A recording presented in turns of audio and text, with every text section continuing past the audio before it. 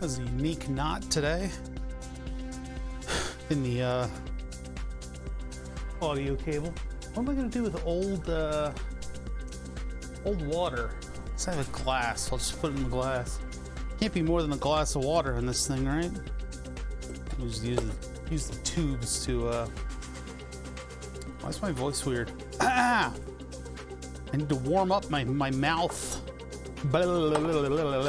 I just ate a bunch of ice, so my mouth is like frozen. And I just spilled a bunch of water on the desk too. Oh God.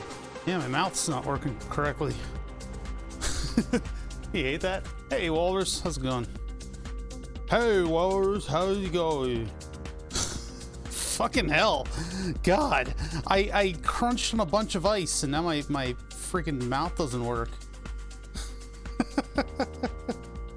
That's annoying. Blah. There we go. Coming back slowly. Alright, I need to get paper towels for the rest of this stuff. We're gonna need to like place this stuff and figure out how it's all attaching, so we're gonna need to be able to manipulate it. And that means water is gonna get everywhere because I already pressure tested the actual reservoir. Not really pressure, but just like tested the pump and stuff. I did not wake up today. I woke up late. I wish I could say I was doing something productive, but nope. Nope, I just haven't been sleeping lately. I don't know what it is. I'll have to try to like get an early bed tonight or something. I get like a second wind in the middle of the night, and then I end up staying up. Yeah, mouth is frozen.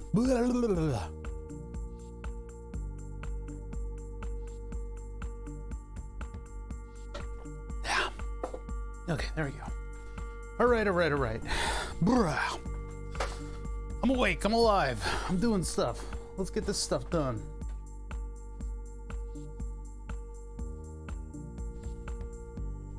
Same problem? Yeah, isn't it weird? I guess it's just because like everybody leaves you alone in the middle of the night, right? You don't get phone calls, you don't have people sending you messages. It's like time that I can actually like get, I don't know, do stuff I want to do for once.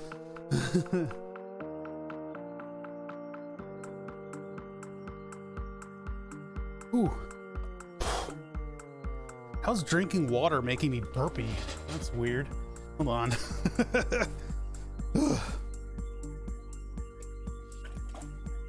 I had a singular tortilla for lunch. That's my entire lunch. It was just one tortilla.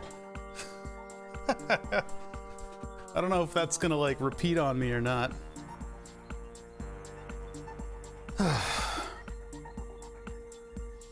Man, my air travel experience was like right at the right time, wasn't it? Like boy oh boy, I got out of there quick. I mean, I traveled right before the you know, winter holiday and got back right before it. Boy, shit's crazy out there, isn't it? One thing hey Makoto!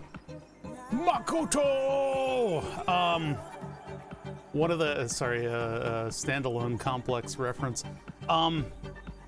Yeah, one of the things that was fun about traveling, like riding in the plane and flying over America was, yeah, dodge a giant COVID-shaped bullet, yeah.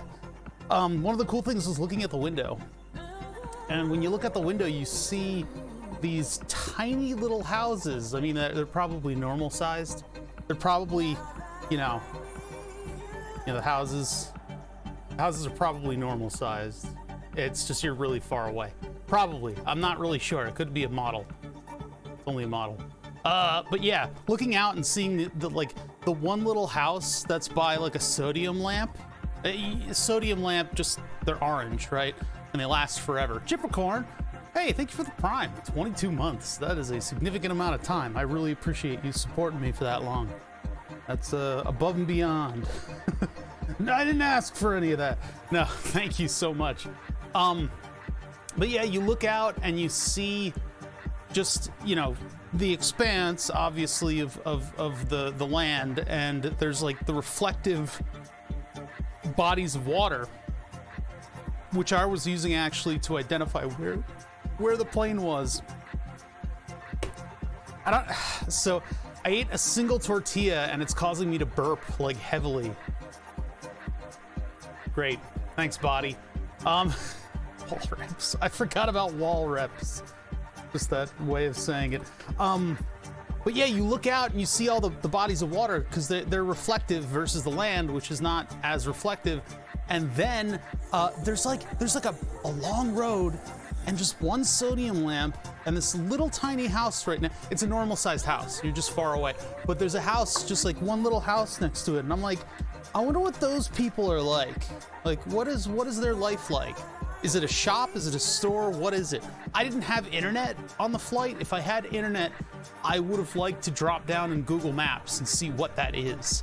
Because I was able to identify somewhat of where we were based on the bodies of water for a little bit. There were a couple that kind of stumped me, but I sort of got the idea. And found a couple like locations, but it'd be cool to know like what what is that spot, you know? Who's on that flight path? Who's that Pokemon? Another thing I wanted to do was shine a laser out of the plane at that house.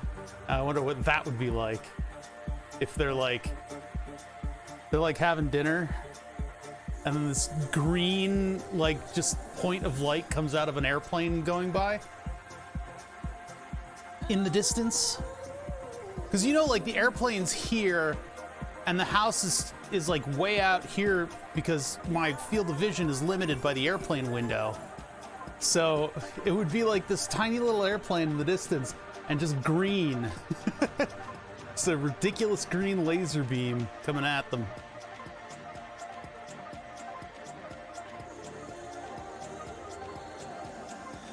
Oh boy, Streamlabs is not loading today. I really should. I need to move off of Streamlabs. I haven't done that. I've been very lazy about my streaming setup.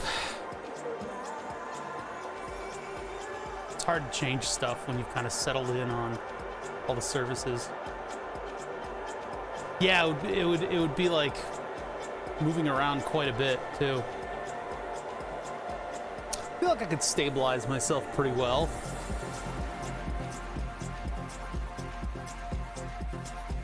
What's a BTS 2.5? The 2.5 version of Burn the Subs, which is this wall board, or ward, apparently, according to my vocal prowess. Yeah, not. I don't even know what the regular BTS stands for. It's the acronym is just a happy coincidence, but I don't know. It's like, as cool as this project is, like, nobody ever saw it.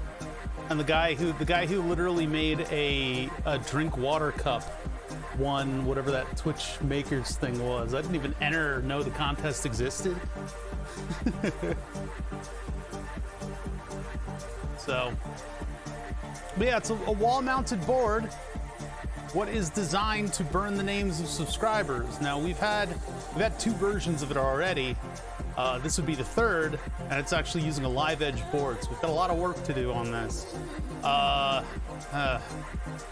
It makes me sleepy just thinking about it. No, that's because I'm already I didn't sleep well. The salt trucks were out for the snow. That's why the window is like completely white, because we have enough snow to cover it. we got like an inch. But anyway, so it's just very bright out there. Twitch hackathon. I don't want to do a hackathon. I'm not good at being tired. Look at me. I fucking suck. I'm tired today, and it is completely taking over my entire personality. Like, I need sleep. I'm a diva. I need all of the sleep I can get. I would steal sleep from other people if I could, just to have more of the sleep in the world. No, I'm terrible at being tired.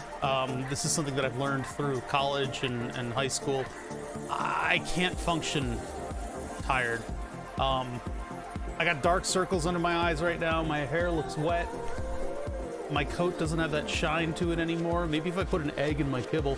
But anyway, I'm really bad at being tired, and I am tired today. It sucks. It really sucks. It really sucks. I just haven't been sleeping lately. I don't know what the deal is. Up too late. Major revisions from 1 to 2. The major revisions from 1 to 2 were software, a new font, and some mechanical improvements, including the X-axis motor holder. What else did I do? The X-axis motor holder was a big deal. That was a lot of machining that I had to do for that. It's now on its own sunken aluminum plate, and it's a different motor now. It's an actual, like, it's like a decent stepper motor instead of the one from that vinyl cutter. Steal 4 hours of sleep from you. Yeah, man. I don't know when I'd find time for it. That's my problem. I'm just too much being awake, I guess, you know? Yeah, the tentacle was doomed. It got too much copyright. The copyright robots have come to visit. The tentacle just dealt with creosote too much, and we had trouble. I would have liked to use like a bona fide vacuum motor on it, but they're too loud. They're too loud. You need to surround them with a lot of foam and stuff to get them to be quiet. And then we went down the road of trying to make a quiet vacuum motor. That took a little bit. Never really came to fruition. Then I took apart a CPAP machine, and it turns out the exact motor that I was looking for is inside of a CPAP machine. It's a 3-phase blower motor. So you can use this as a vacuum motor and gear down the speed so that it's quiet. Generally, vacuum motors use very cheap universal motors that can take AC or DC, and they're given a full load of AC directly from the wall with a couple safety devices in there, and they run balls out because they're on a vacuum and they're designed to create as much suction as possible. And so they don't care. It's just loud. They're just loud motors. And in order to quiet down these loud motors, manufacturers just put stuff around it. They just put more filters, more stuff in order to quiet them down. Even Dyson does this shit. Dyson is a very good motor design company. They make great motors. The fan that I use in my bedroom is a Dyson fan, which I'm probably going to replace sooner or later, and then we can take a look at inside of that fan and figure out what the control signal is to that motor, because they have one motor design and they put it in a bunch of different products. That's why this cheap bladeless fan was such a great thing for them, because what Dyson makes is essentially a version of this, only it's an AC motor and it's designed a little bit more like a turbo impeller. That's what Dyson does, and they do it very well. And then they take a bunch of stupid products and they surround their very nice motors with a bunch of stupidity. That's why I hate Dyson as a company. I don't like them. I don't like them, and it's mostly because of their advertising. But yeah, that fan probably is the same motor from the Dyson vacuum that I have sitting over there. These vacuums, they use as many rechargeable batteries as possible, like the 18650s or whatever they are. They use these guys. They use as many of these guys as possible, and they make like 21 volts or something, and they pump that into the vacuum itself with a little speed control. But I would like to, because there's a 5-pin header on that vacuum motor, and that 5-pin header, I suspect, is capable of receiving a control signal from something like a piece of electronics that will control its speed. Because the fan is controllable, the vacuum is not. It has like kill mode and then super kill mode, right? Vacuum's not controllable. It has 2 modes. So my suspicion is that it probably is capable of receiving an actual control signal from something else.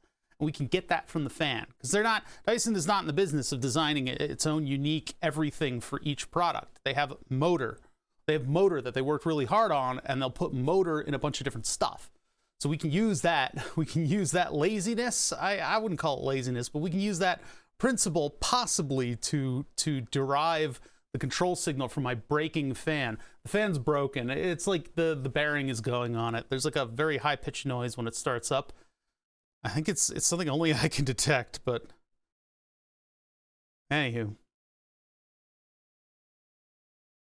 I don't mind it as a noisemaker though, because it makes like kind of a white noise that's good for me to sleep to. Unless I die of Korean fan death or whatever. Because the fan's removing all the air from the room. Metronomic Live, everybody. Check out his streams. He's cool. He's cool people. What the hell? It's a little bell. Streamlabs Charity 2021 recap. Wow, it's almost like you guys aren't acknowledging that you stole code from OBS. All right, anyway.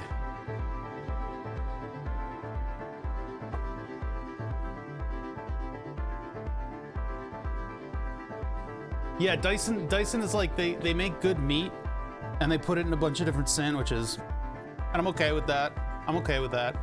I just wish their sandwiches weren't dumb. What a weird thing to say. I like your sandwiches, man, but they're dumb.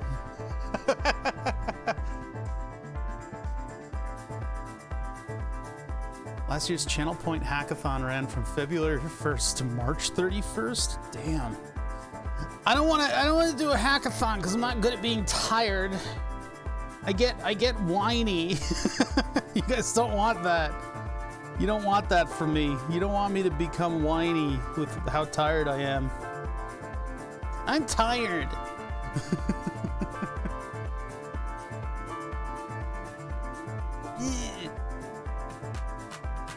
You shut the hell up. I don't need this from you, of all people.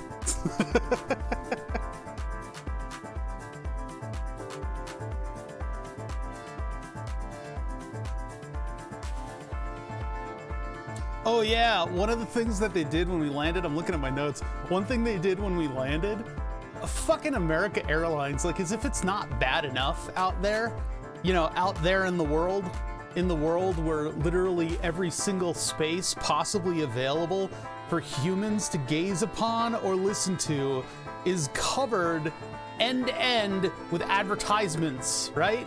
Like everybody's everybody's jocking out there for your attention. They want your attention. I fucking hate it, right?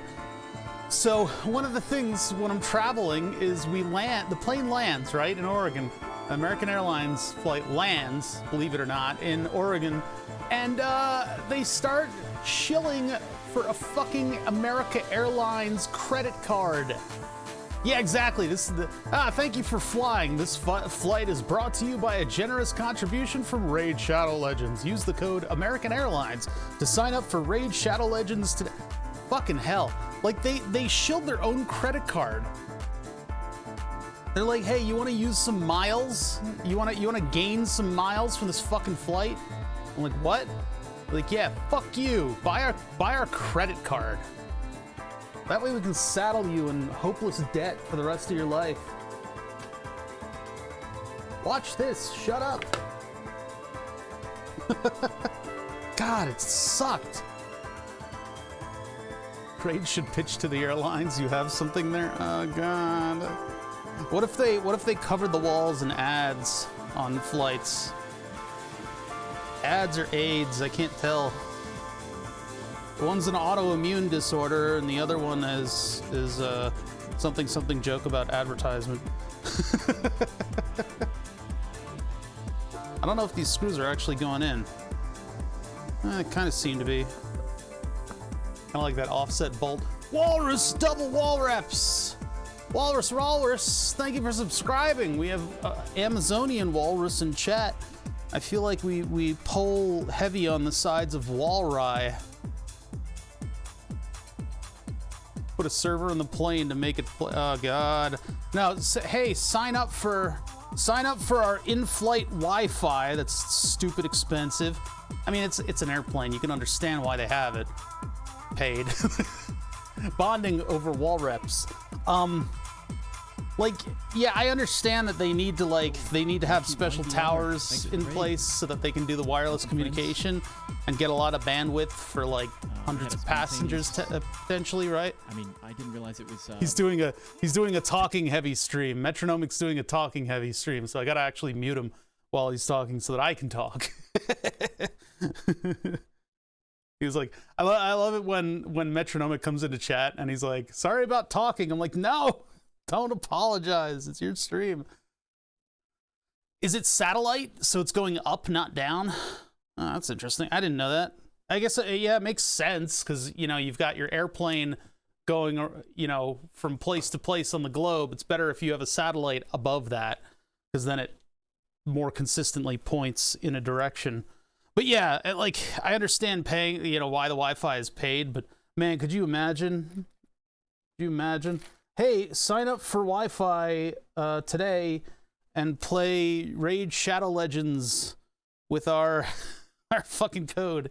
You probably could do Starlink on a plane. Well, it depends on where. I guess that it's a band, right? Starlink, not a band like a musical band, but like it's a band around the globe. Starlink, that whole fucking light pollution thing.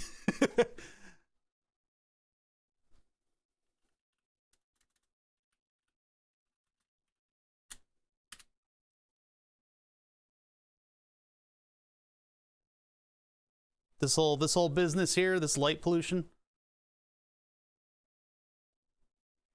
Yeah, didn't they like turn them off or something? But yeah, the whole point of Starlink is to basically go around the globe.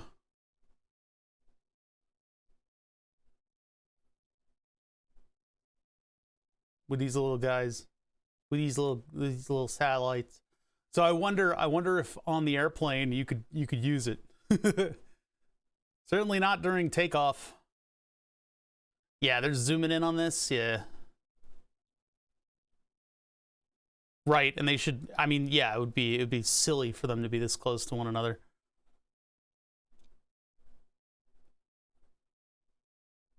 That would be silly. I stayed up too late last night, and it snowed. I had to stay up for the snow. So satellites launching once in the morning while super hammered sitting around a campfire. Nice. That's cool. It's cool that you saw them. I don't know if they're that easy to see anymore, right? They definitely, and as Chad is saying, they definitely don't look like this. But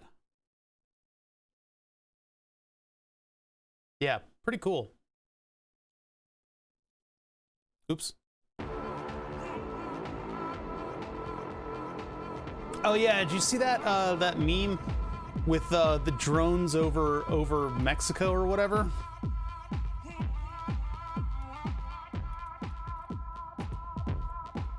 That is so incredibly fake, and I really wish people would better realize that these fucking people are manipulating them.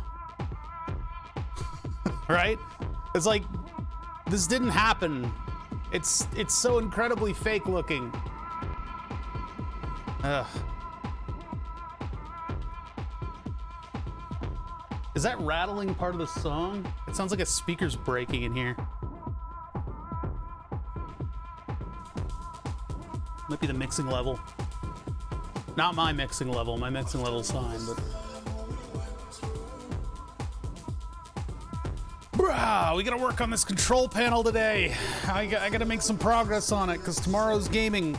Tomorrow we game. Tomorrow we actually get to play games for once. And then, yeah, I gotta get this done, because once we're done with this, we'll move on to some software stuff.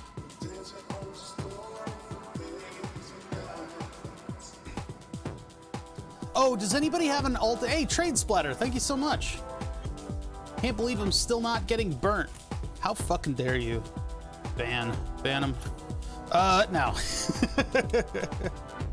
We'll get there. We'll get there. You shut the fuck up, chat. We'll get there. I know what I'm doing. Know what I'm doing. But thank you for 16 months. I really do actually very much appreciate the extended subs.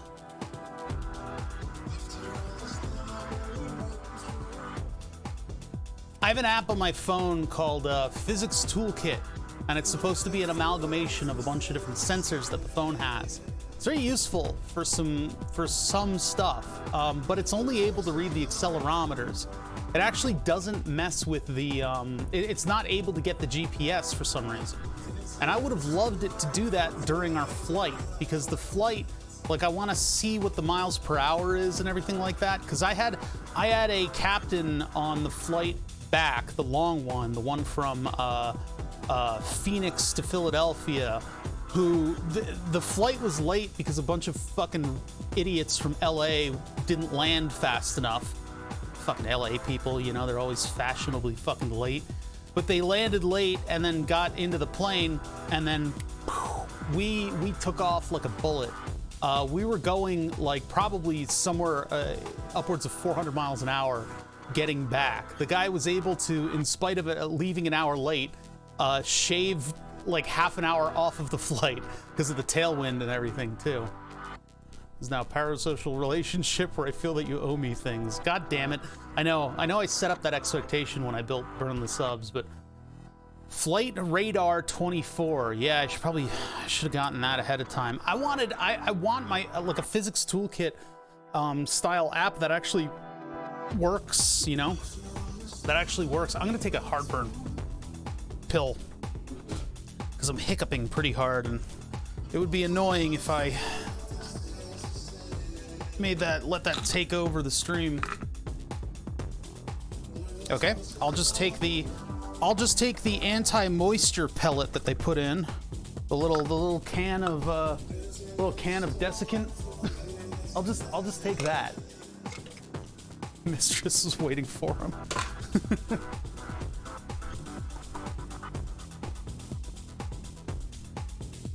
Flight number, date, and time? Possibly.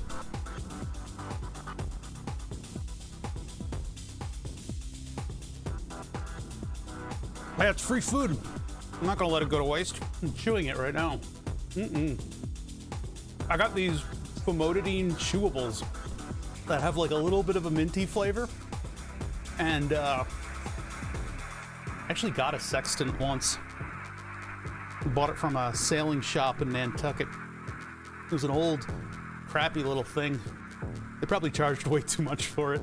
They probably did what my grandfather did for many years in New Hampshire with a sextant. No, with any antique. What my grandfather would do is he'd get an antique, or as I like to call it, garbage, and then he would polish it on a little rotary polisher in his little shop, and he would polish the ever-loving fuck out of that thing so it would be mirror reflective, right? He'd buy like brass garbage, and he would polish it to a mirror reflectiveness, put it in his little store, and put a price on it.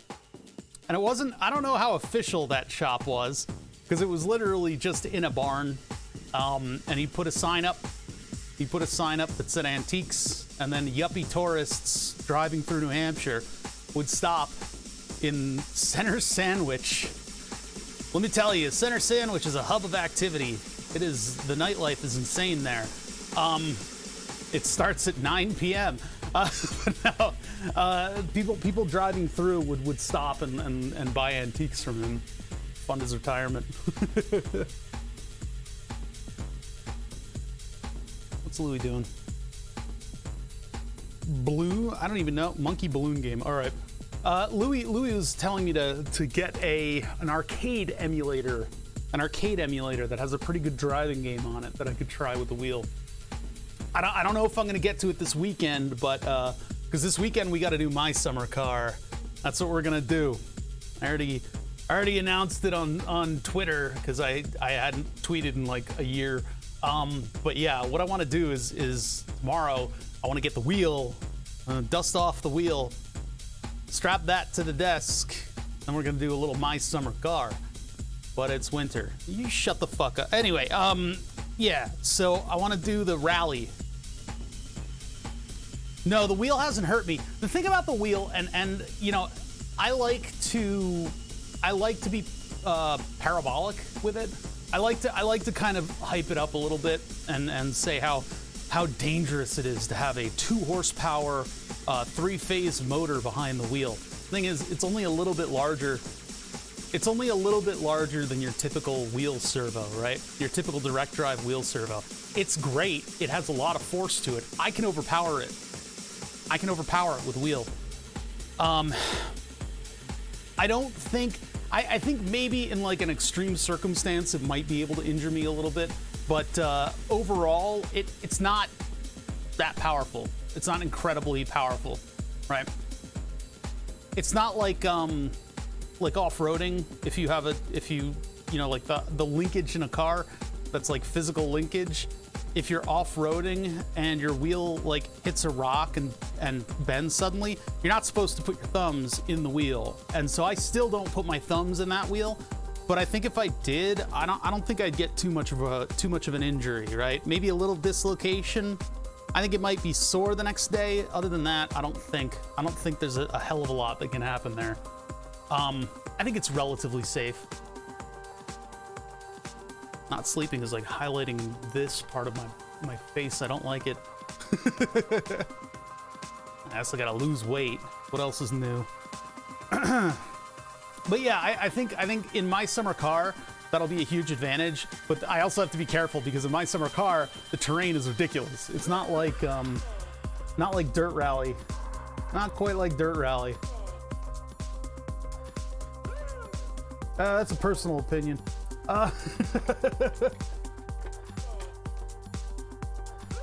Yeah, I think Metronomic's mix is a little hot. I hear distortion. But yeah, I want to find a physics toolkit replacement app. I gotta figure that out.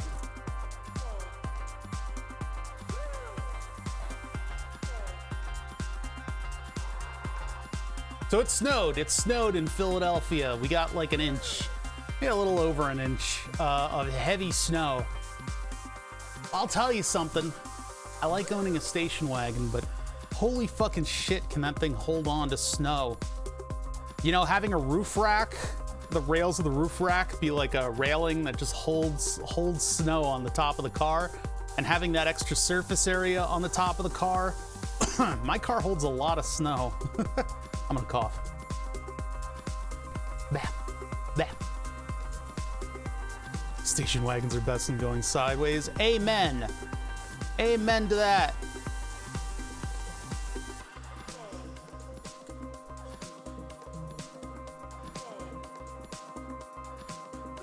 That's fucking right.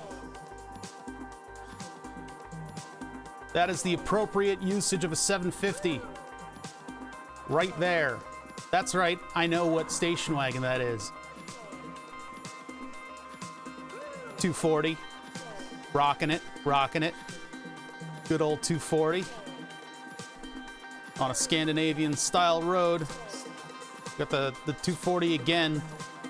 Yeah. Look at that thing. Beautiful.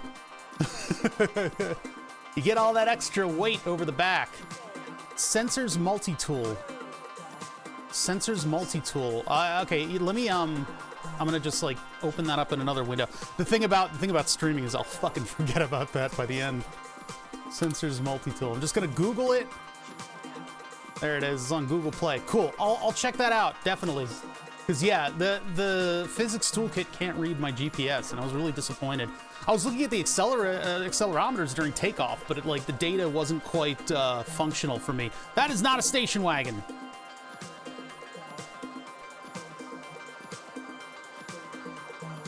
$745? Wait, it's got 5 doors.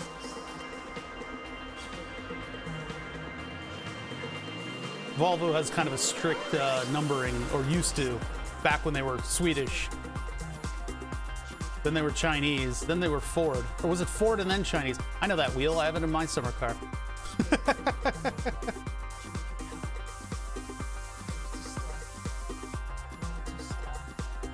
I could never get the hang of drifting. I can't heel toe, I'm not good at it. I think I could probably learn it if I really sat down and wanted to figure it out. I do snow drifting, not in this kind of snow, but like the later in the season when we get looser snow, my friends and I'll typically get together and find find an empty parking lot.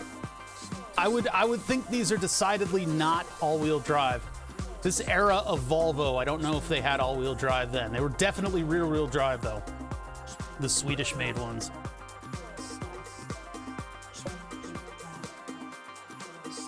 Yeah, 740s, 940s, the 850 too. That's why I don't drift. You can watch videos like this all day. They'll never show you that. I guess they did. It's a direct contradiction. But they'll never show you them flipping the fuck out and messing up a drift. That is an appropriately large area to be drifting in.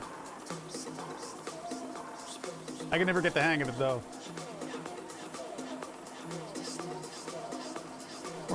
Yeah, because the engine block was a big chunk of iron. You could do anything to a Volvo engine. The motor in my 164 was a 6-cylinder iron block. Aren't these 5-cylinder? I don't know. Anyway, giant iron block, and you could just boost and boost and boost and boost it to your heart's content. You do all kinds of crazy shit to them and get them to be super duper powerful because the block is just indestructible. No, I don't want that. I don't want that.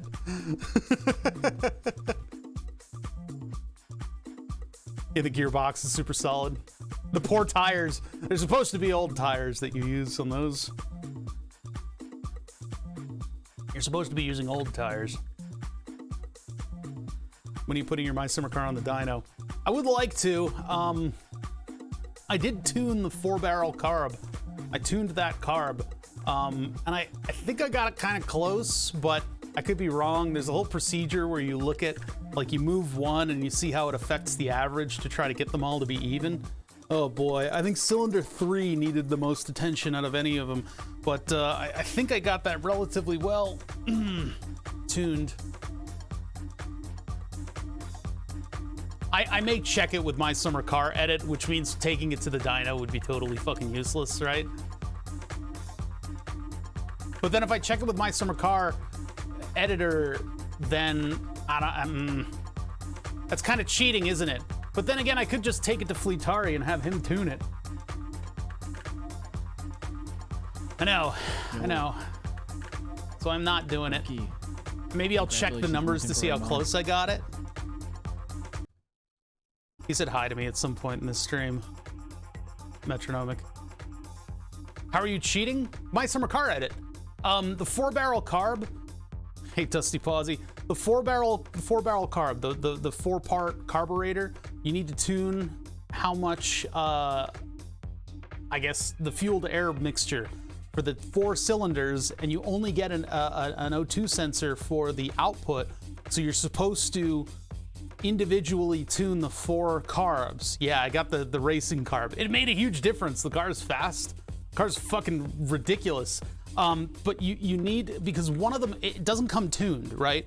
So you can either take it to the extreme and pull it back the number of turns, which is what I did on the suspension, or you look at your fuel air mixture gauge and you move one and you look to see how that affects the overall number.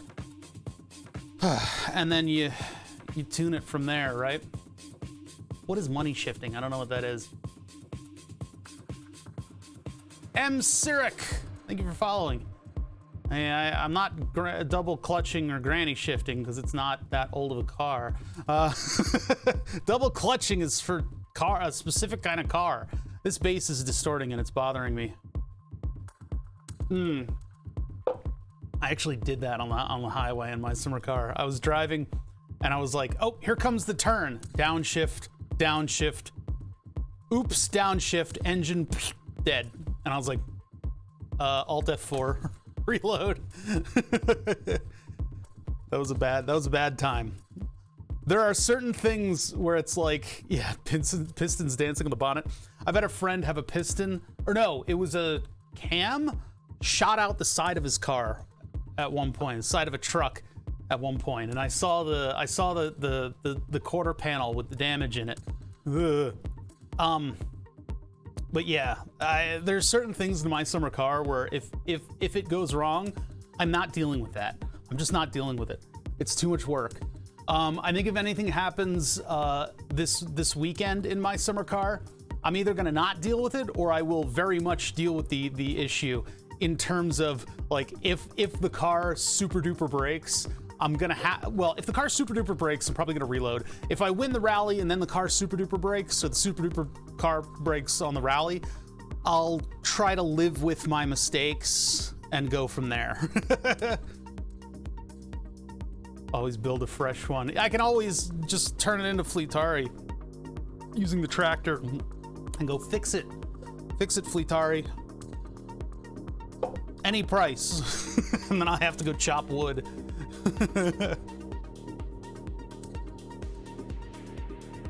I'm looking forward to plugging in the wheel again, though. I'm not gonna get to the game that Louis recommended. I don't know when I will, but I am looking forward to actually like racing the rally. I think that's gonna fill up a stream completely, and you know, I get to at least show off a little bit of hardware that I put together.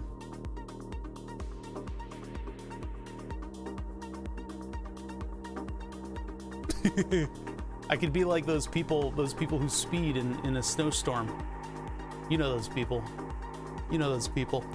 It's fucking snowing out, everybody's being cautious, and then the one guy in the lifted truck is going 60 miles an hour down a side road. Not even sideways, they're just going right straight ahead. Those people are menaces. Shouldn't be allowed to exist. Oh man, I'm tired today. I'm gonna try to get through it though. We got fun stuff to do. We gotta lay out our hardware and figure out what needs to be done in order to put this whole thing together, this whole ensemble together. I don't know. I'm thinking. Let's just let me just start up. Where is my mic cable? Jesus Christ! All right, we'll just start.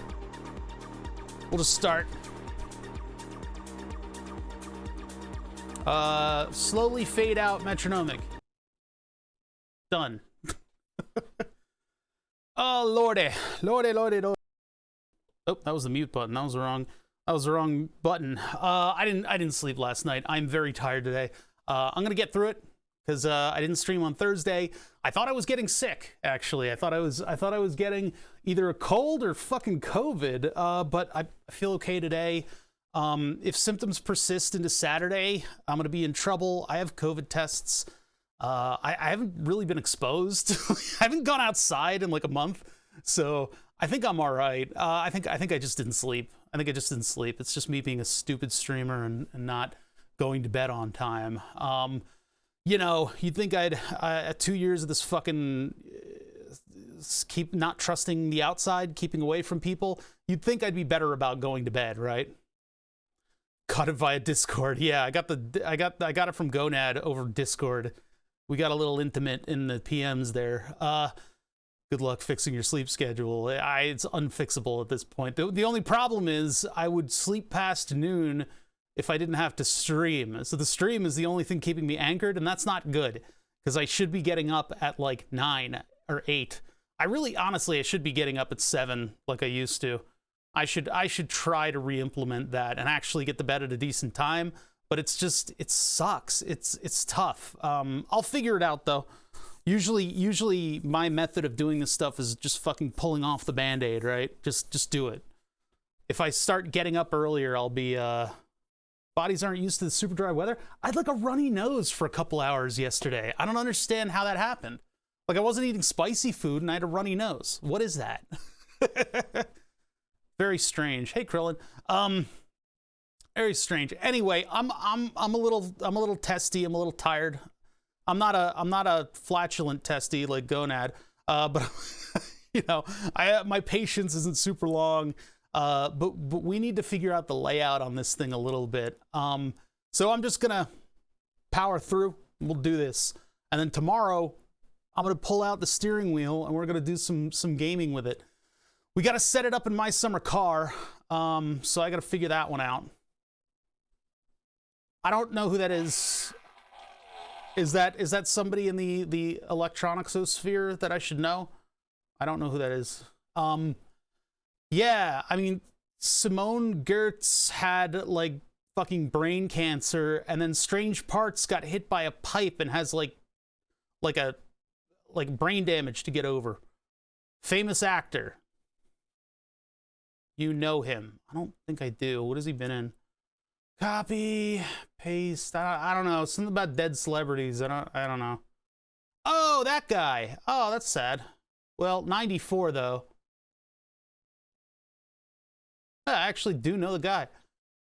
Yeah, the Strange Parts thing that's rough. He was like touring a factory and a pipe hit him in the head, and he's been on the road to recovery, but it's a long road and it's not a pleasant road either. So all the best to him. I mean, that's fucking crazy.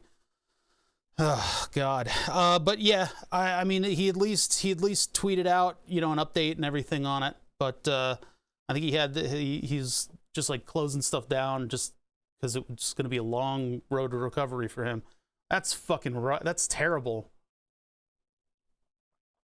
Anyway, why is my cursor thinking right now? Okay, it stopped. Hope you get back to normal. Seems like a good dude. Yeah. I mean, he was like, yeah, he was super cool. He hung out around the channel for a little while when he was doing his streaming. And I would assume that he'd still be doing the streaming were it not for the accident that happened. So I hope to hear good news from him in the next, you know, weeks. But the brain does not like that kind of stuff. It's very difficult. It's very yeah. Yeah, he's a cool guy.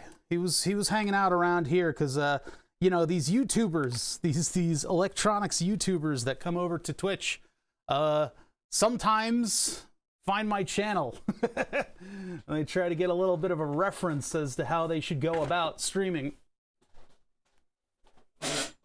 And I would say, don't. Stay in your lane, YouTuber. You get out of Twitch. We don't like your kind here. No, I'm just kidding. It's totally cool that I love the fact that I want more of these electronics YouTubers to come over and stream, but I think they don't realize that you got to keep content going.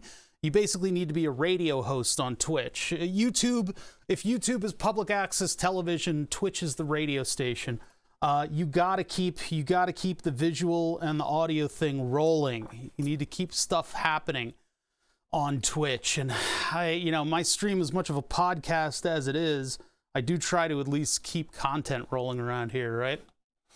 It's a tough transition. All right. This was all of the hookups to the Raspberry Pi. I'm going to have to reinvent those on a circuit board. We'll have to get into Fusion 360 and do a little bit of a Raspberry Pi shield design at some point. We're looking at water cooling, and my temptation with water cooling is to water cool the laser as well.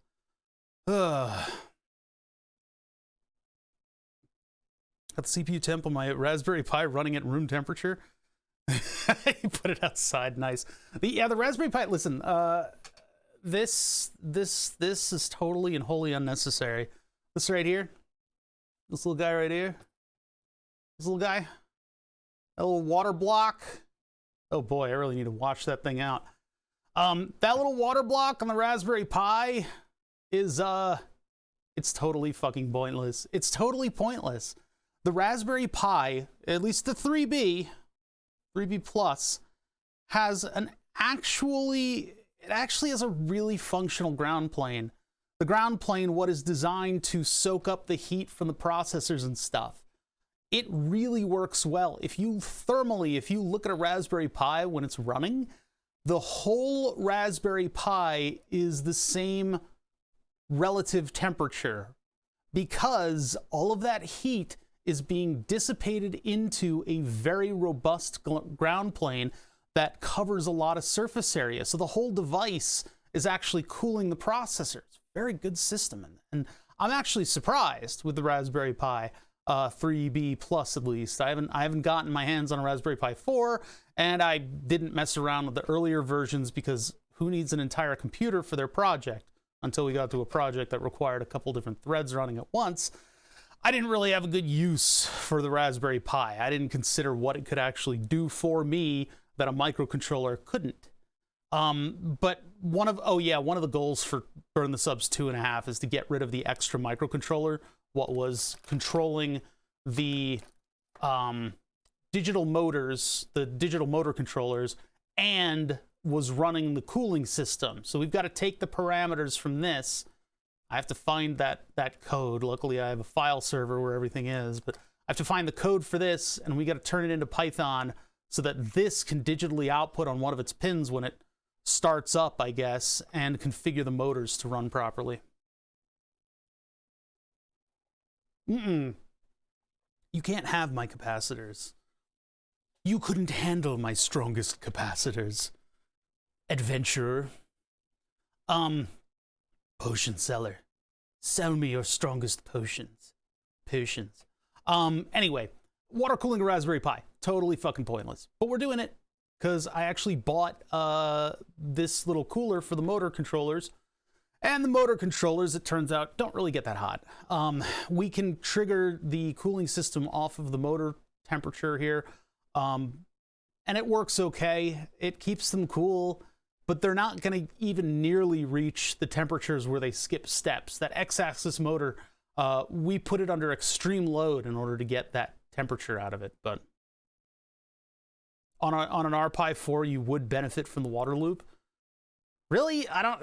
Really? It seems a little much. For my favorite project you've been doing lately, I almost take that as an insult. Almost. Just because this should have been done a long time ago. But anyway, I appreciate that. I'm happy to be working on stuff that people are interested in. So we got to figure out how we're going to put this whole thing together. And I think part of it is we're obviously I'm going to be printing stuff to do the bracket. Like I'm going to make a bracket that'll marry these two together. It's so cool and fun. Yeah, I know. It's a fun project, and I enjoy working on it. I'd rather it be done. I'd rather it be done so that we can work on other weird stuff that I want to work on. But you know, we'll keep persistent on this one. We'll get this thing going. So I don't know, my thoughts on the button panel. I mean, if we do put the button panel here, I guess that's all right. I don't know. Big industrial buttons versus this project. It's a little weird, right? I'm going to have to put some kind of an indicator light on this. But these might be a little bit extreme. Like, okay, so the thing about the industrial button is you definitely intentionally press the button. It's a big throw on this thing, right? Clunk, you've pressed the button. Congratulations. I don't know how that can translate into Burn the Subs. Like, that's a bit extreme in terms of the amount of pressure that I got to put into it. The emergency stop it should probably be a thing on this, right? I should probably have an emergency stop on this thing, seeing as it is a mechanical device. What has a laser on it, right? If it had like a click at the end of it, I think it would be a nice, satisfying arm and disarm button. But as of right now, I don't know. It just feels like really got to press that thing. I guess that's okay. In the grand scheme of how I designed things, the button has two indicators on it, and it's pressed and then released, and then the indicator for the mode comes on. That's how I did it previously. So on this one, if it turns on, yeah, it's got a gun. Emergency stop. This is, so the two buttons on the front panel that we have right now, right? When are they going to make industrial Cherry MXs? Won't they already? They might. I haven't looked at the product lineup of Cherry MX lately. So there's a couple functions on the front of this thing. So one of them is start, right? This button right here is toggle. So when I press it, this light comes on. When I release it, it then toggles into the other mode. And the other mode is that Burn the Subs is armed. What this does is this unlocks the thread that runs the actual code streaming to the motor controller. So when I press this, it'll release that thread, and that thread will look in the database to see if any entries are marked in the unburnt status. And the unburnt status is just like a state machine where when a name comes in, it initially gets checked to see if it's got the right stuff to be put on the board. It then will be marked to be burnt, or sorry, it'll be marked to be processed. When it's marked to be processed, the name will then get placed around in the virtual memory board. When it finds a spot, it'll be marked as unburnt. And so that's where the thread that this unlocks goes. It'll go and it will look and see if any of those entries are marked for burning, and then it will actually start moving the G code from the database entry into this machine right here. And it does it with code that we stole. We stole code. We stole code from something else. I forget what, but it streams a certain amount of characters to the controller. And when the controller tells it it's okay, it will release more characters, basically. I know, and we're filthy thieves. We're no better than Streamlabs. But yeah, so that's how that works, right? So that's what this does. That button unlocks a thread. This one does a clean exit. So this is a clean exit button. I press it, that light comes on. This light turns on for the duration of the clean exit and then turns off. So if I want to shut down Burn the Subs and I'm feeling charitable, I will hit this button and then it will park the database. It'll unload the database and save it. Well, it saves it anyway, but in this case, it'll clean exit it so you don't have all those weird files in addition to the database. And then the Raspberry Pi is just not doing anything anymore, right? It just exits Python. Then I can safely turn it off. And then we have status lights on the other side of this. So we've got a couple status lights here, and they represent the states of the threads that are running around inside of the Raspberry Pi. So the Python 3 is running the code. The code has multiple different threads. So when the first light comes on, that is a blue light. That represents that the first thread, the one that actually uses the API key to get into Twitch's API, it sits there and it waits for a response from the Twitch API. But in order to stay logged in, it actually has to ping Twitch with, I think it's like once every 4 minutes with a plus minus number of seconds on the end, right? So that plus minus is important. I think, actually, you know what? I think it might be every 30 minutes and every 4 minutes it has to do something. I forget which one it is. So the plus minus is there so that on, like, when the atomic clock ticks over to the next minute, Twitch doesn't get absolutely fucking doxxed. Or, what is it? Sorry, when you overping somebody. Anyway, it's so that it doesn't get absolutely destroyed by 10 billion pings at once. So they DDoSed. Why did I not know that? Anyway, that little randomization allows Twitch to respond to everybody in a manner that doesn't blow up their hardware, right? So every X minutes, I forget what the number is, with a plus or minus 4 minutes, I believe, this thing is going to check its ping. So when that light is on, it means that we're connected to Twitch, we're ready to receive any data that comes back from it. That's important, and I got used to that light on the wall. Because if I walk by Burn the Subs and that light is not on, I have a mini panic attack. I'm like, what happened? What did this? So that's an important indicator, and we're going to have to translate that somewhere to this box. I don't know what that's going to take the form of. Maybe we move the Raspberry Pi down, and I have a couple illuminated things at the top there. I don't know. The next one the next two. No. The next one is actually, it's a different status for that ping. It basically means that a name has come in and it's being processed. Cannibal Jeebus, you didn't have to do that. Thank you so much for the gift sub. I appreciate that, man. Number 9, going out to Discount Goats. That's mighty kind of you. I appreciate that. Yeah, so anyway, that would be like when we first receive a name, this one lights up and it very quickly hands it over to the next two. I think the last one is an error that we like never saw. But the next two are name being you know what? No. That one is for the thread. This one is for the one that places the name, and then the next one is the one that turns it into G code. And I actually wrapped those two threads together. So there's a lot of design choices in Burn the Subs where, like, because of the way it used to be, it's still like that. It doesn't need to be. I could do one LED for that. But yeah, those two are basically name is being placed, and then name is being turned into G code. So basically that one rapidly comes on, and the one next to it comes on for only a moment, except for the times when it completely fucking fills up, right? When the board filled up, that one LED would come on constantly.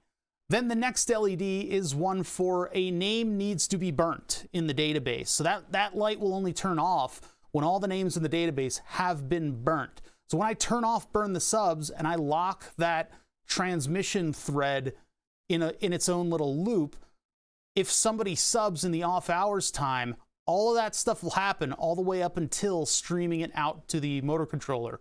So all the way up until streaming it out to the motor controller. So that light will come on. One thing that I didn't consider, and I don't know why this is happening, but that light doesn't blink.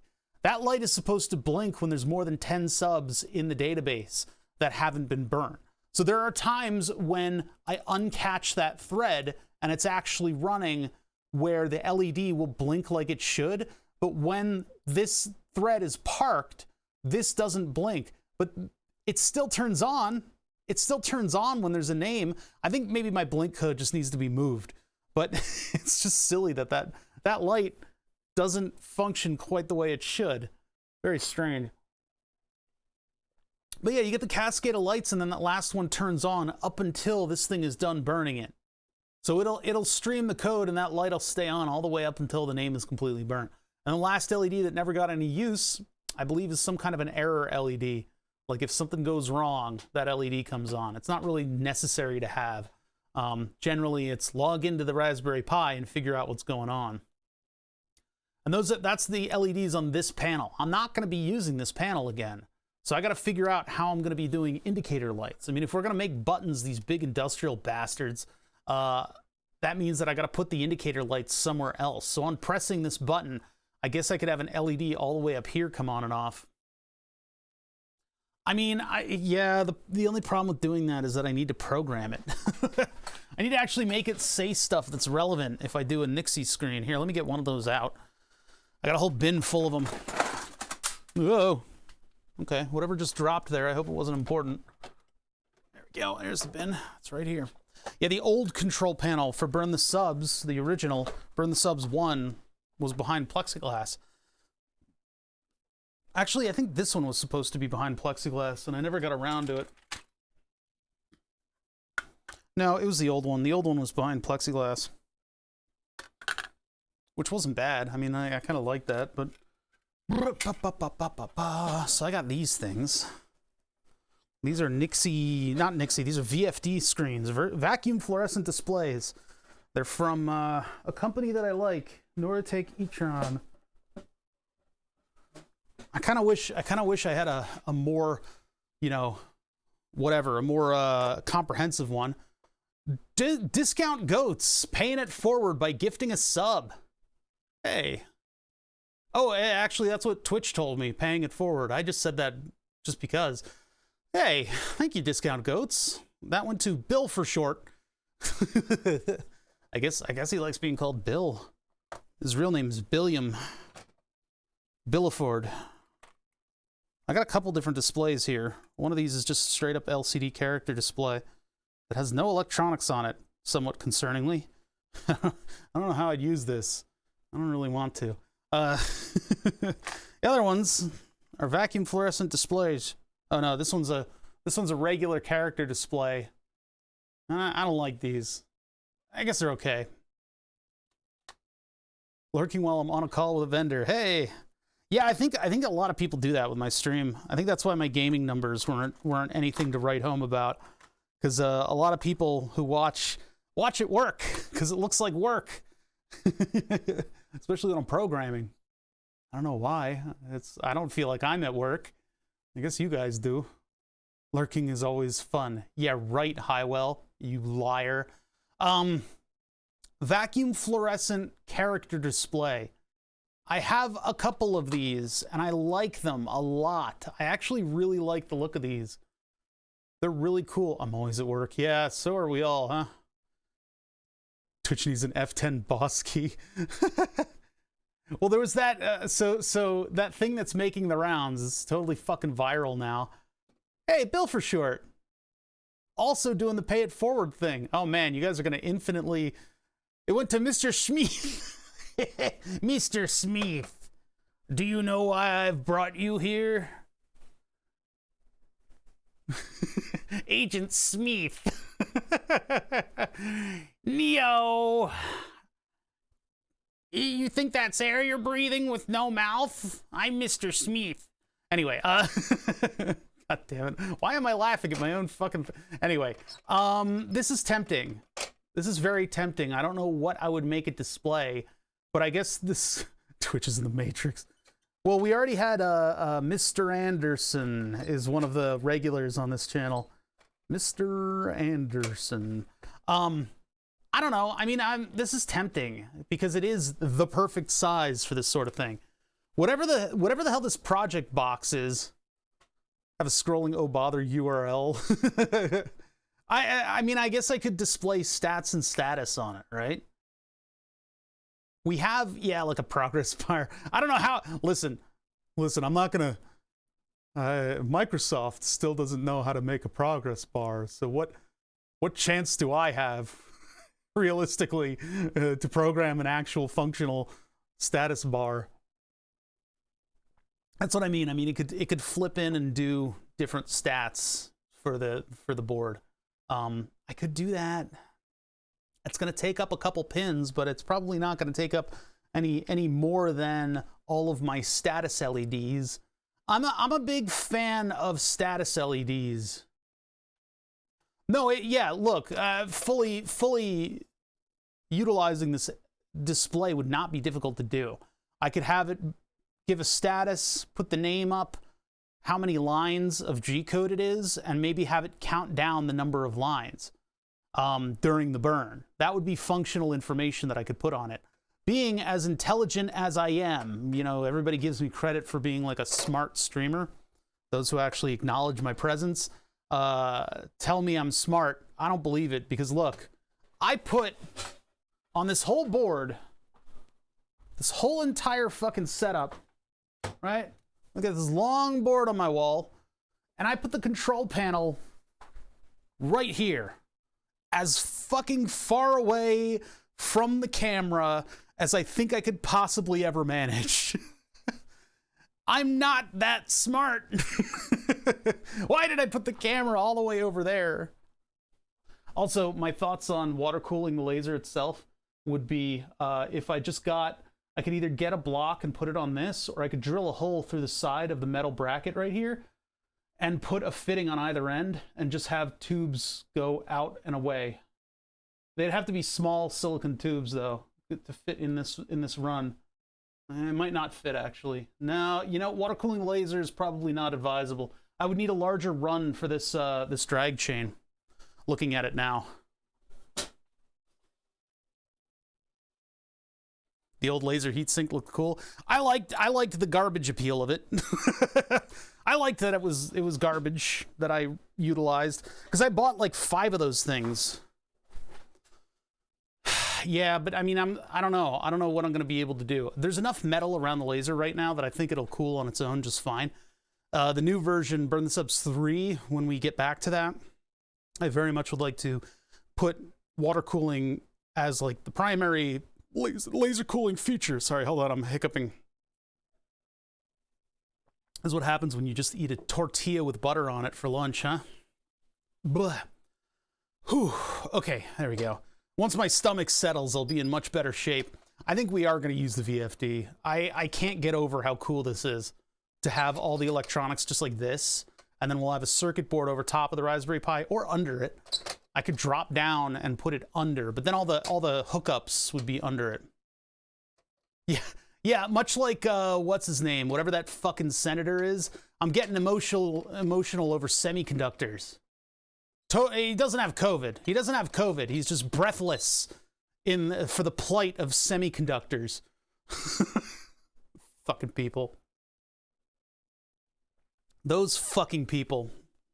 COVID denying bullshitters. Anyway. Yeah, DeSantis. He was breathless. He was about to cry over semiconductors, man. Very emotional that day. Or at least that's what the people who spend most of their time deflecting and making up excuses for their politicians as if they are sports teams do, or say. That's what they told me. Yes, spin, baby, spin. Put our best spin people on this. Okay. You guys can blame Flatulent Gonad now for my not finishing Burn the Subs. That's what you can do. You can blame Flatulent Gonad now, because he made me put a VFD on this thing because it looks fucking awesome. Look at it. That looks awesome. I can't. How can I not? Yeah, so I'm gonna have to find like a Python. I'm sure it exists. I'm sure it's very easy to find, like a Python library for the Pi, and figure out what those hookups are. And then what am I gonna display? I don't know. It'll just say like farts on it. It'll just say farts the whole time that it's burning, and then I'll just have to infer what the status is from everything else. I don't know if I like this button. This is a button panel. I don't know if I like this as a button panel. I think it's too bulky for this setup. As fun as it is to use big industrial stuff, but it does cover over the power supply nicely. But I could just put a frickin' like carbon fiber panel over it. We'll put the other reservoir down here. That's what we'll do. There's just gonna be water all over this. I hate it, IMO, but who am I? Wait till you see this thing displaying stuff. It looks like an 80s VCR. It's actually quite a nice look. This is all the reservoir that we need in Burn the Subs. This really is, right? We don't need more than this. The radiator is going to hold up enough liquid. It doesn't. Oh, the button enclosure. Oh, yeah. Yeah, that's kind of ruining my look down here, right? This is all the reservoir that we need. This is a weird one. I don't even remember buying it. But yeah, we're not going to use that though. We're going to use this one because it's got a little paddle wheel on it. Vandal-proof buttons. Yeah. I mean, the buttons that I used on the computer. Do I have any more of those? All right, we're gonna do this again. I told myself that I'd try to minimize the amount of sorting through parts bins, but some people like that. Some people like sorting through parts bins around here. So let's sort through parts bins and let's see if we can find like an appropriate button that would activate Burn the Subs. I mean, I wanted to use previous iterations. I really wanted to use up these little guys, these little paddle switches. I've got to buy like tons of these things soon for that 7400 series drum machine that I want to build. Because what's a synth without a drum machine? So I think we should build that 7400 series drum machine, and I'll use those clicky buttons. Although, maybe I should find non-clicky buttons. Maybe I need to have like rubber buttons so that it's not loud.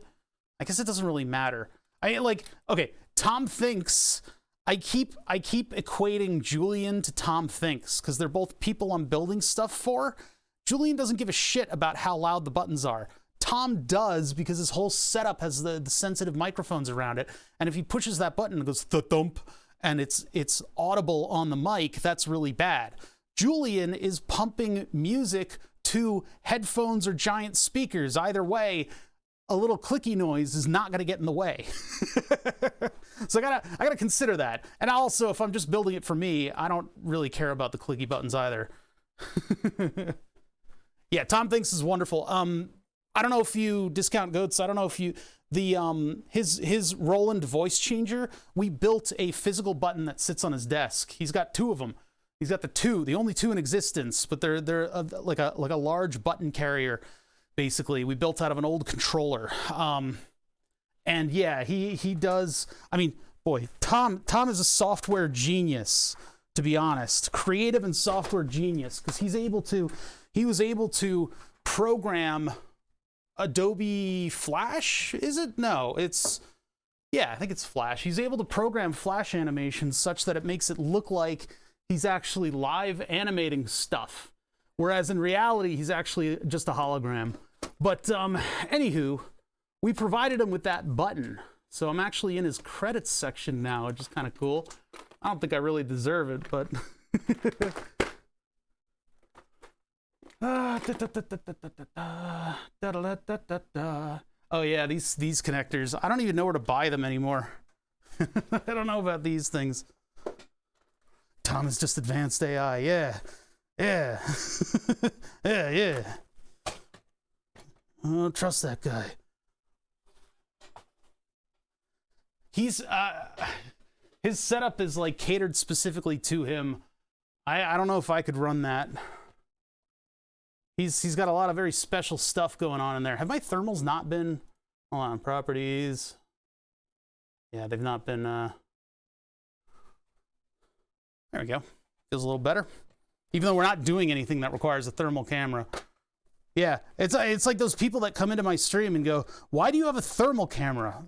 It's like, why don't you have a thermal camera? Like, what are you doing in life where you don't have a thermal camera?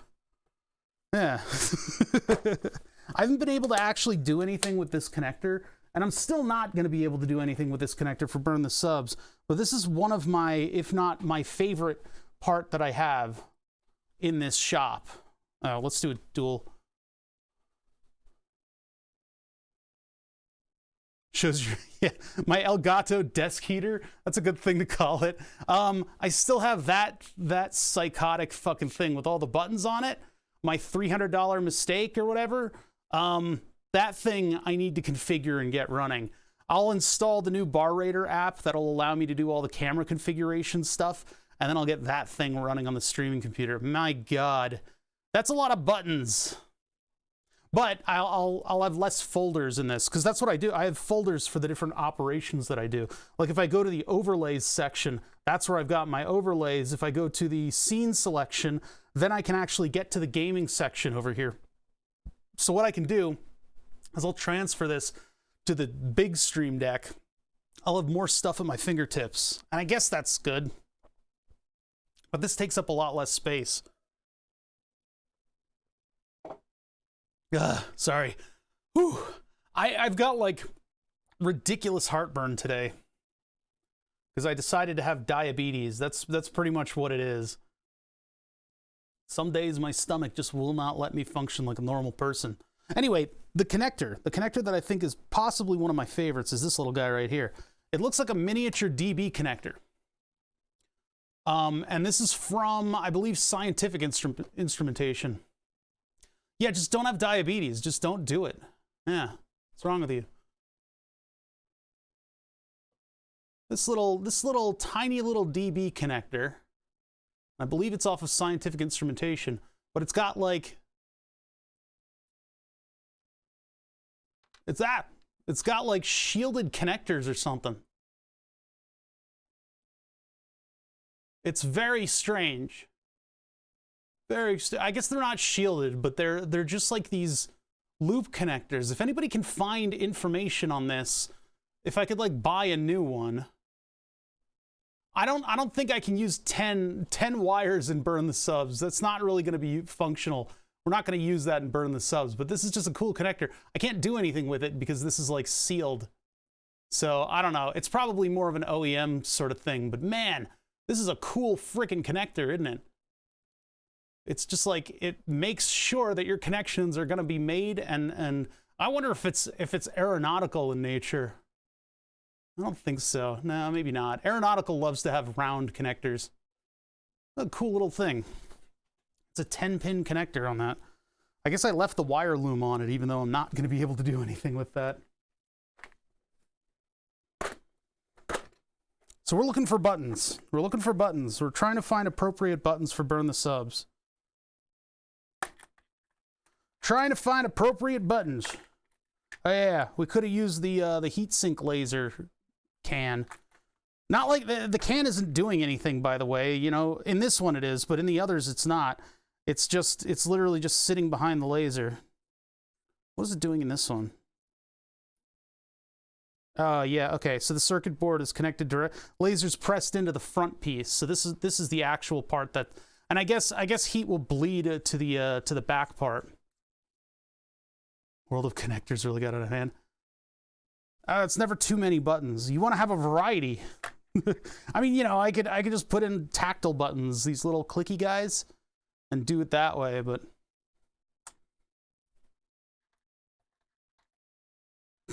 I've never had good luck with key switch. I don't like key switches. I don't like putting key switches and stuff. They're the least secure fucking security thing in the world. You can just stick a screwdriver in it and twist it, right? These electronic key switches are bad. We got one that specifically held on to the key for the big the big fire cannon controller, because we had to leave that out in the setup overnight. So we had a key switch on it, and oh man, we had to order extra keys and stuff. It kind of sucked. I don't like key switches. I don't think they're very functional, and they're always low quality. I guess if we bought like a big industrial one, it would probably be better. All right, let's see. Switches. We still haven't found any switches, by the way. in all my stuff, it seems like I don't have an abundance of switches. Here's parts of switches. That was actually what I was actually looking for, the container for that, and a big VFD. This one would not fit. I could make it fit, but it really wouldn't. It would have to be multiple layers, and I don't want stuff to block other stuff in here. But yeah, this is a larger VFD. I bought these for the Brew controller, because the Brew controller supports a 4-line character VFD. Sorry, a 4-line character display, and we put one into the bar tap handle. Go toss? What?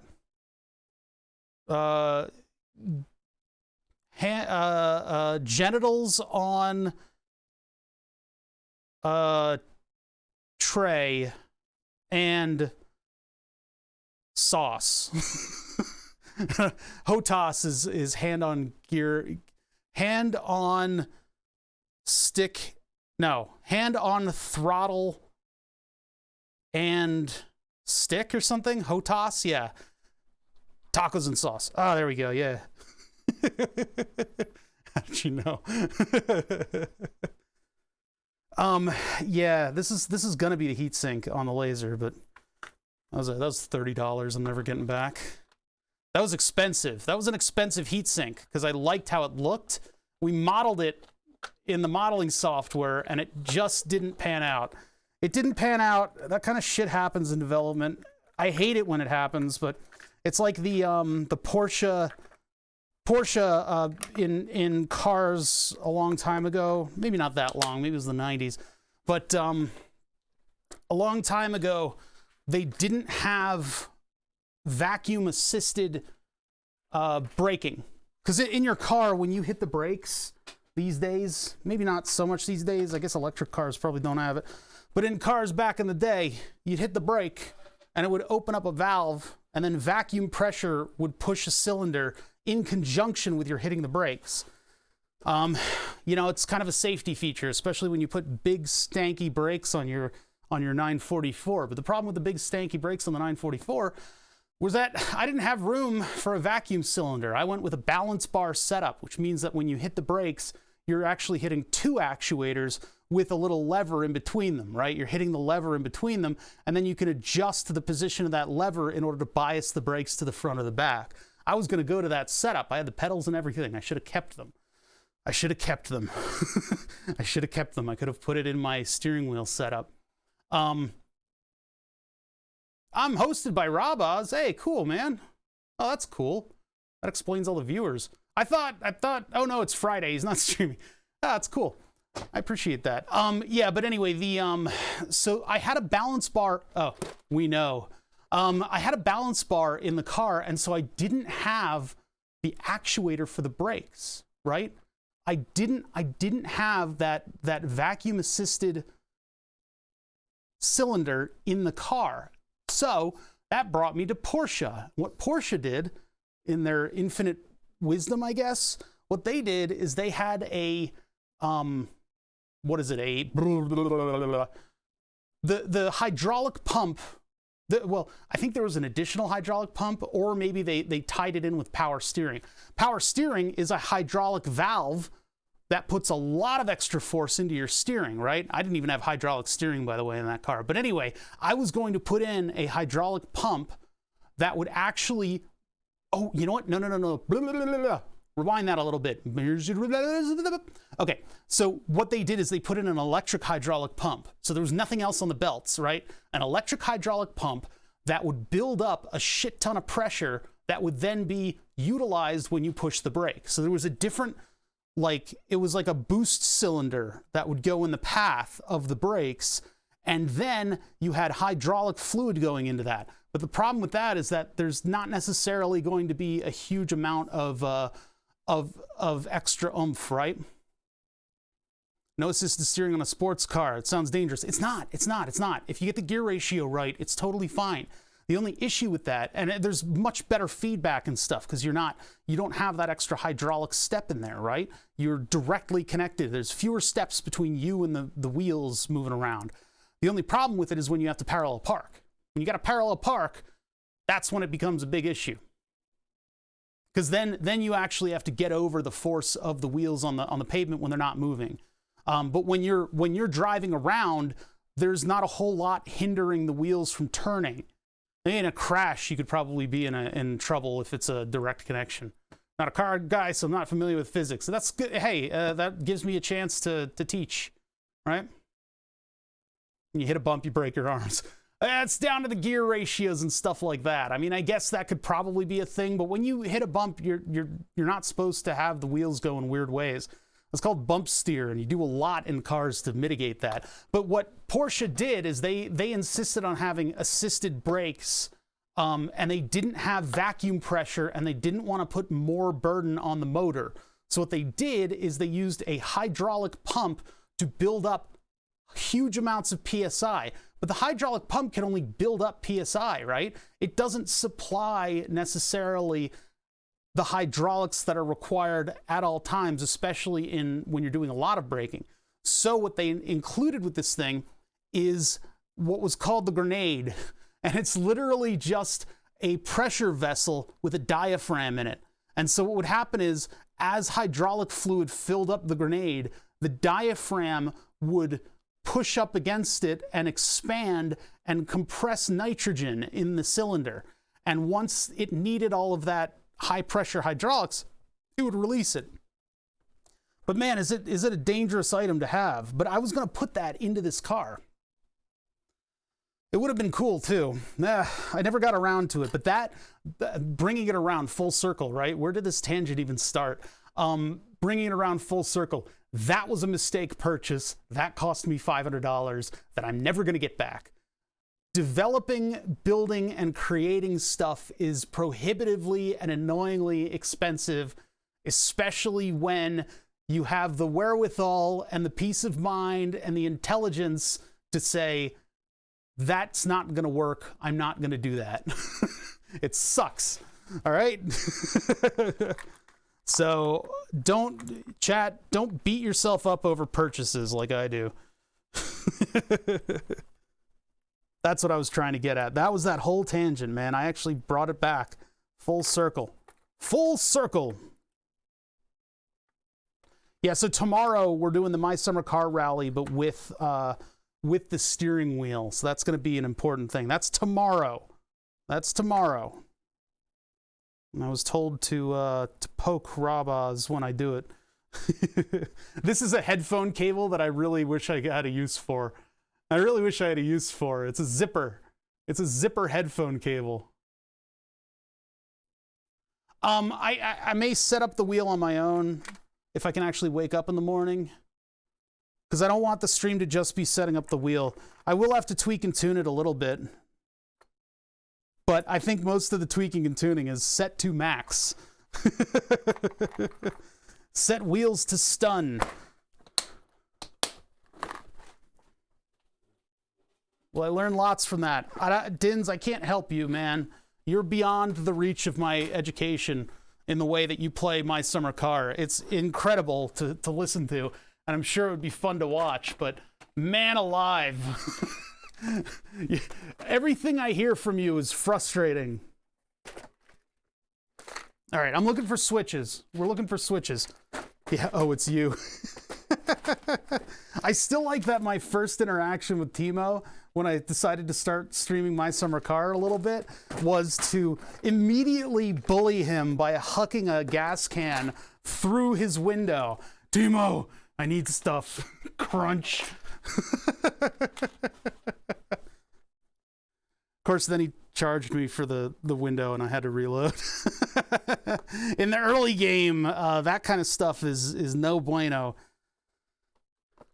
I'm just looking through parts bins right now. That's what we're getting to. I gotta look through a couple parts bins and figure out what's what. We gotta find switches, and I don't know if I have an abundance of special switches.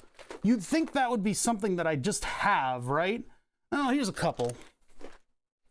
Cannibal Jesus, why are you doing this? Why would you do this? Why would you support this stream in such a way? Why would you sit here and allow me to stand on your backs in order to support myself and boost myself higher? That's so cringe. Thank you for gifting a sub to Dinsdale Piranha and making your nice rounded out 10 gift subs. I appreciate that quite a bit, man. Thank you so much. All right, specialty switches and stuff. Well, these are just switches. These aren't really buttons. I got a couple buttons in here. Part of the T-Mobile might be the window. Dins, what are you doing in that game save? What are you doing in that game save? I can't, it's triggering me. I'm having secondhand cringe because Dins is incapable of having those sorts of emotions. He keeps dying because he can't afford a bill. The car build, okay, the car build is going along, but he somehow has the poop truck. He has the Gifu, but Uncle hasn't shown up at all, and he doesn't have the van. I don't understand what you did. There's some mod, I think, that had like a conflict or something that's what Din said anyway. But like, he's persisting in swimming from town to the island.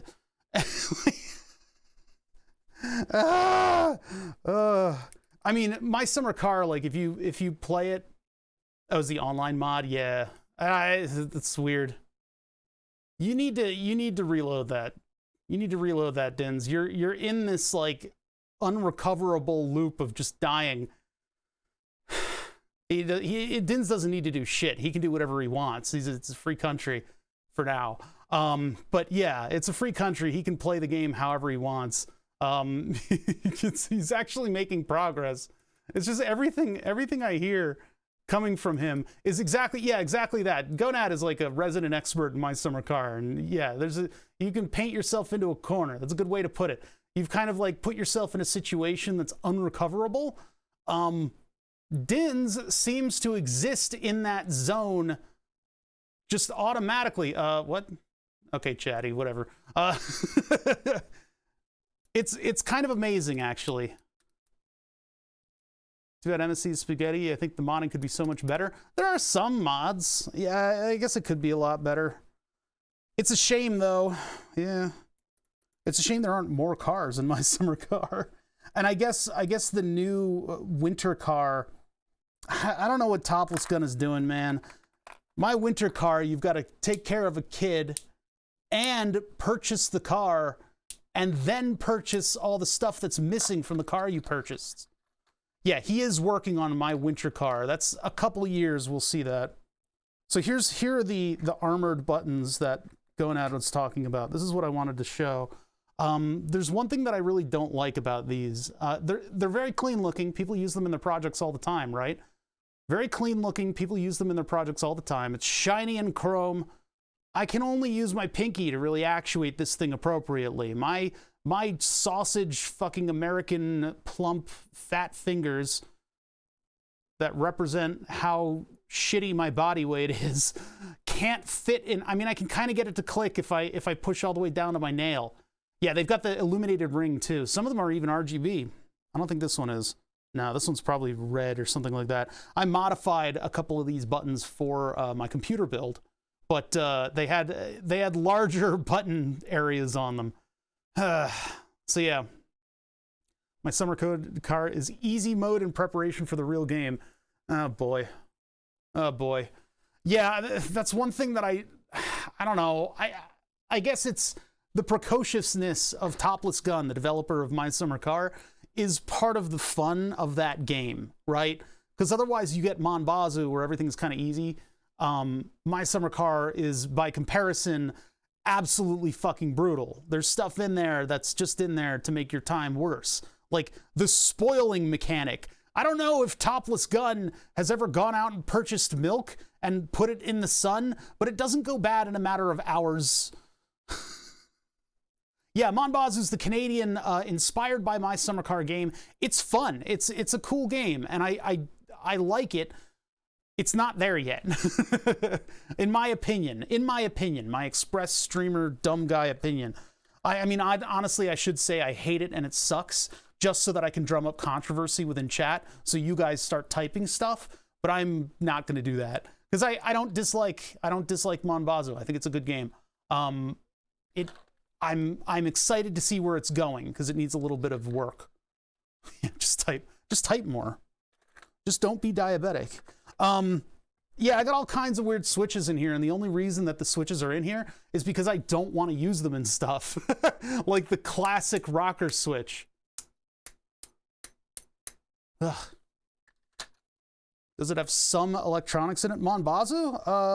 Yeah, I think so. I think you like it gets more into car tuning and like transmission tuning and stuff than My Summer Car does. But I don't know. MSC is a wonderful, wonderful game. My winter car might not have that charm because of the precociousness of fucking Topless Gun and how he likes to make everyone who plays his game's life a living hell. But at the same time, maybe it will. Yeah, Monbazu's like has not been out for a while. Right. Yep. And I'm excited to see where that content goes. Here's a 3-way rocker. Not useful to me. Not right now, anyway. Type of switch they use in like military application. Well, anyway. What else do we got? Is that a Dean's connector? Wait, what kind of connector is that? I don't like those. Everything in this bin I don't like. This is another like these switches right here. That was a gift from St. Wiggly way back like what was it, like a year after we met? Because we were working on like aquarium stuff.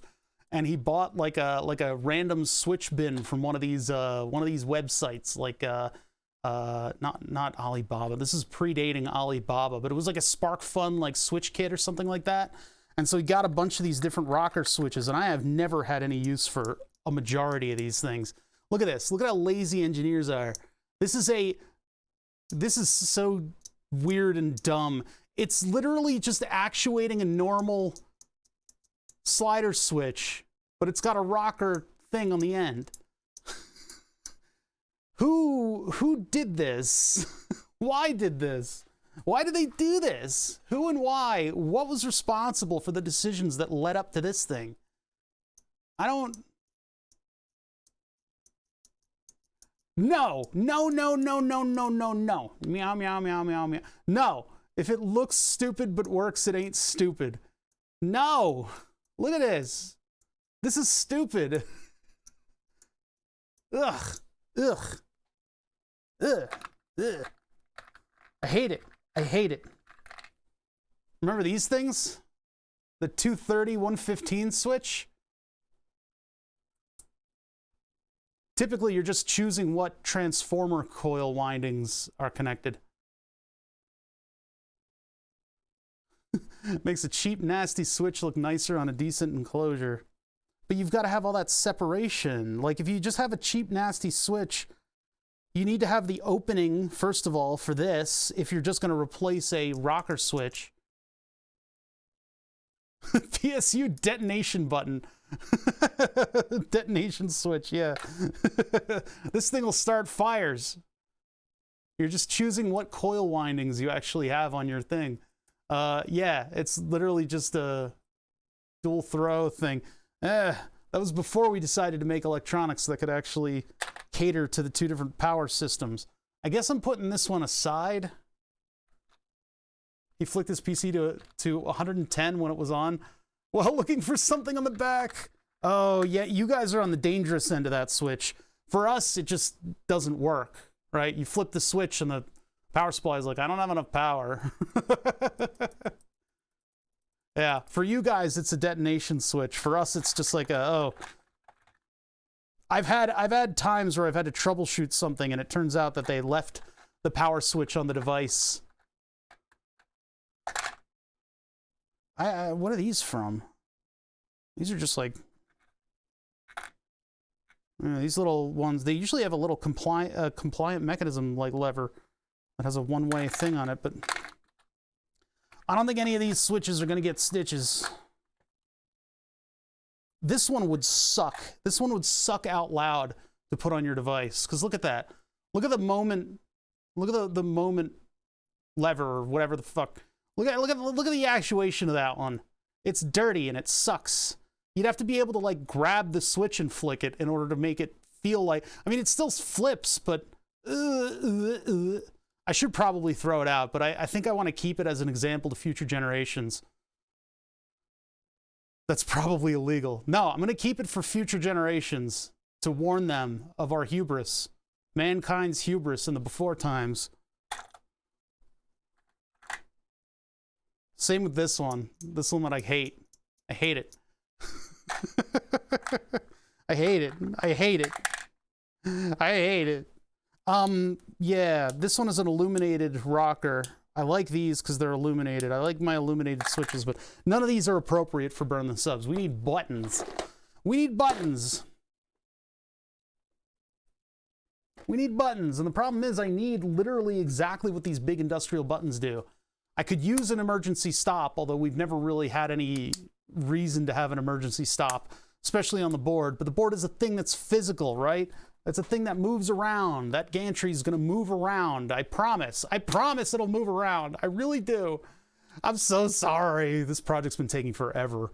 I'm trying to put my best foot forward on it, and that's really what's slowing it down. So the more slowly this project comes to fruition, the better we're going to feel about it, right? How long has Burn the Subs been down for like months? It's not been years. God damn it. Yeah, when I'm done streaming and I bequeath all of my stuff to somebody, they can look at it and be like, "What the fuck?" Emergency stop. I don't know if I'm gonna be putting that in, but I mean, if we are doing something with this, we need a button panel. We need a button panel, and this is a good spot for it. I need to figure out what that panel is going to be, what it's going to look like, and what buttons it has in it. So that's where we are with this right now. I'm rifling through all of the bullshit that I've accumulated throughout many years of being into electronics. This will happen to you. Nobody's immune. And looking for stuff that's going to let me build this button panel. I don't like this. I don't like this. Well, yeah, the plug on the wall is actually pretty close to it, so I could just rip it out if I need to. Rubber grommets. I gotta remember that those are there.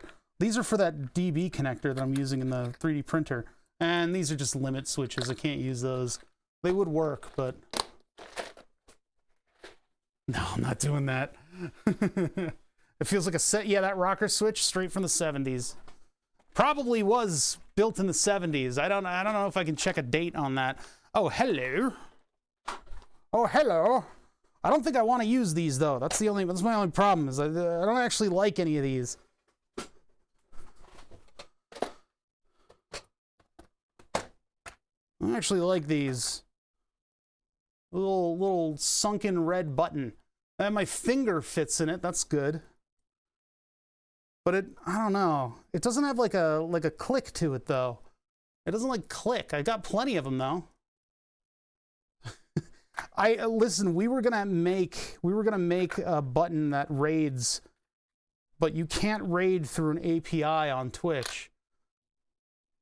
So we never did that, and I wish we did.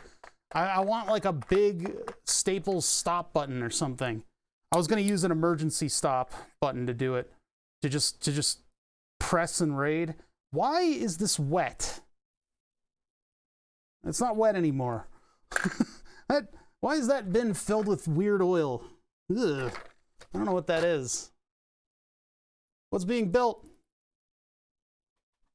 Burn the subs 2.5. That would be my wall-mounted subscriber burning board, where if somebody subs to this channel, Demi, calm down, please. Calm down. If somebody subs to this channel, I have a Raspberry Pi that'll take their name, turn it into text, find an open spot, turn it into G-code, and then stream that G-code to this laser gantry that you're looking at right there.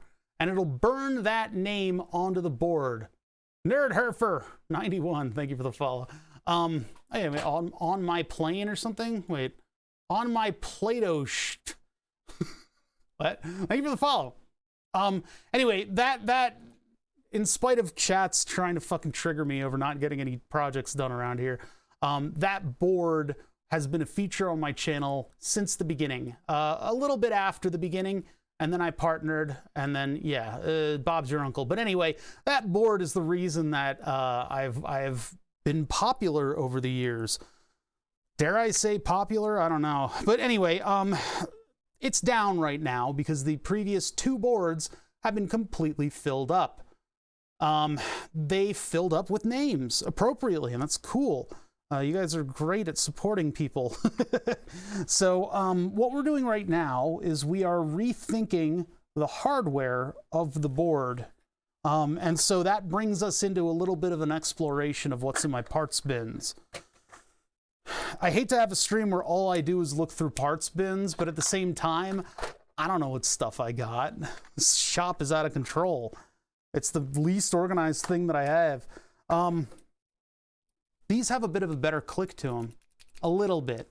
But interestingly enough, like I was talking about with the things that mount, you know, this stuff, the industrial buttons, this one has a little lever that goes to the side and releases the switch mechanism. It's pretty cool. The button itself is similar to the ones that we were looking at. Slightly different, you know, everything in the design is slightly different, but it still complies with the standardization stuff that these industrial buttons do. It's interesting though that we have a little locking mechanism here that's actually metal. It's like a lot of design went into that, whereas with the other ones, the Eaton ones were it's just the collar that screws in, right? And then if in order to release it, you pull up on that and the whole button pops out. This one actually just has a hand locking mechanism. Pretty cool stuff. Let's see if I can get this back in. Does it go this way? No, it goes this way. All right, right, or not? Oh, it goes this way. Wait. There's a keyway. 2 keyways. 1 guy, 1 keyway. Ah, there we go. That just snapped into place. And then I guess it locks by putting this to the side. Yeah. All that design just for a button that mounts to a panel. It's crazy. Crazy stuff. So, like big industrial buttons, I mean, if I use them, I guess I'd have to furnish like an enclosure for them. Because I don't really want the white plastic to be part of the look of everything. And as vain as that is, we've already got a bunch of cool looking hardware here that's going to be behind glass. So we might as well try to like put our best foot forward on this.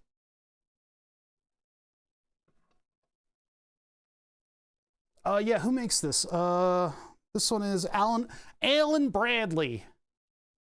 Alan Bradley makes some good industrial stuff, man. I mean, this has like, it's got everything. It's got a metal carrier. The clips are nice. It's got that locking mechanism, got a decent throw. Hey, Cosmo Quest, how you doing? Cosmo Quest jumping in with a party of 26. We were talking about whether or not you could actually, earlier we were talking about whether or not you could actually get Starlink on an airplane. The question is, if you brought like a Starlink transceiver with you, like the dish, and you put it on the airplane, could you get Starlink on an airplane? Get your Wi-Fi directly from Elon Musk. You'd have to bolt the dish onto the wing. Yeah, maybe the what is it? The skin, the fuselage of the plane would prevent that. That's very possible. Yeah, so anyway, buttons. We're looking for buttons right now. What we're doing is we're working on the new version of my Burn the Subs board, which is a subscriber Twitch-powered board on my wall. It's possibly one of the coolest things you'll ever see on Twitch. That was a really appropriately timed fart. That worked really well. That worked really well. Just need a little radome. Man, that's a word that I don't get to use a lot. Radome. What is the thing that you put around a satellite dish that doesn't, is that what a radome is? The thing that you surround a satellite dish with that doesn't have any RF properties, and it's just there in order to shield it from the environment. Environment. We don't have a lot of buttons in here, huh? I got these guys. These are, I mean, these are kind of what I had in mind for buttons, but I'm not going to use the tactile buttons. They're tacky and tactile. I'm not going to use those. I got to find a better button. And I'm going to use the big button too. It's a big button. That's a big button. Yeah, I mean they're good for stuff like this where it's not going to get a shit ton of cycles, right? That is a radome. Okay, yeah, thank you. There's one of the starships they've been building in Boca Chica, Texas. Well, there's also that there's that oil rig looking thing, that fucking thing that America has for missile detection. We have this oil rig looking boondoggle of a project that has this giant radome on the top of it. To be honest, it's probably phased array in there, but whatever. That thing is like this big oil rig that just floats around, I think in the Pacific. It's there to detect missiles. But yeah, that thing's a giant radome on stilts. But yeah, I don't know if that's what it would take. But the question is, could you get Starlink on an airplane? Could you, in a long flight, you bring with you your, this is my satellite dish. Yeah, the giant golf balls. You'll see them when you're driving around. There's like weather stations in the US that have those. The Starlink antennae are phased arrays. Is Starlink an individual connection to a satellite? I guess it has to be, right? You've got to transmit and receive on that thing.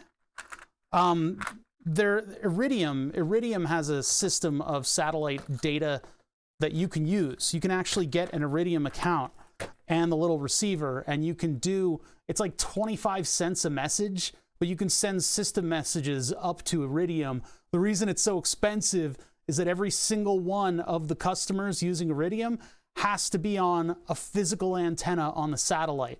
So the satellite is crazy looking. I don't know if I can find it. Let me just Google it real quick. Hold on, let me get this out of the keyboard way so I don't dump my microcontroller bin. You could technically get it on an airplane.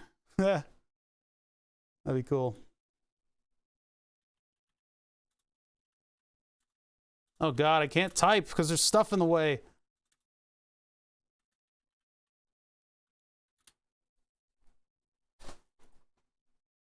I can't imagine the satellite phone being cheap in any way, shape, or form, but yeah, it's covered in antennae. Those might be the solar array. I guess that's one of the Iridium satellites. But the whole point of Iridium is that if you can't get signal anywhere, you technically can still get a satellite uplink. But boy howdy are these fucking things expensive to run. You can buy the transceiver not too expensively, I guess. But the account is what's going to soak up all your money. Is that how planes are getting?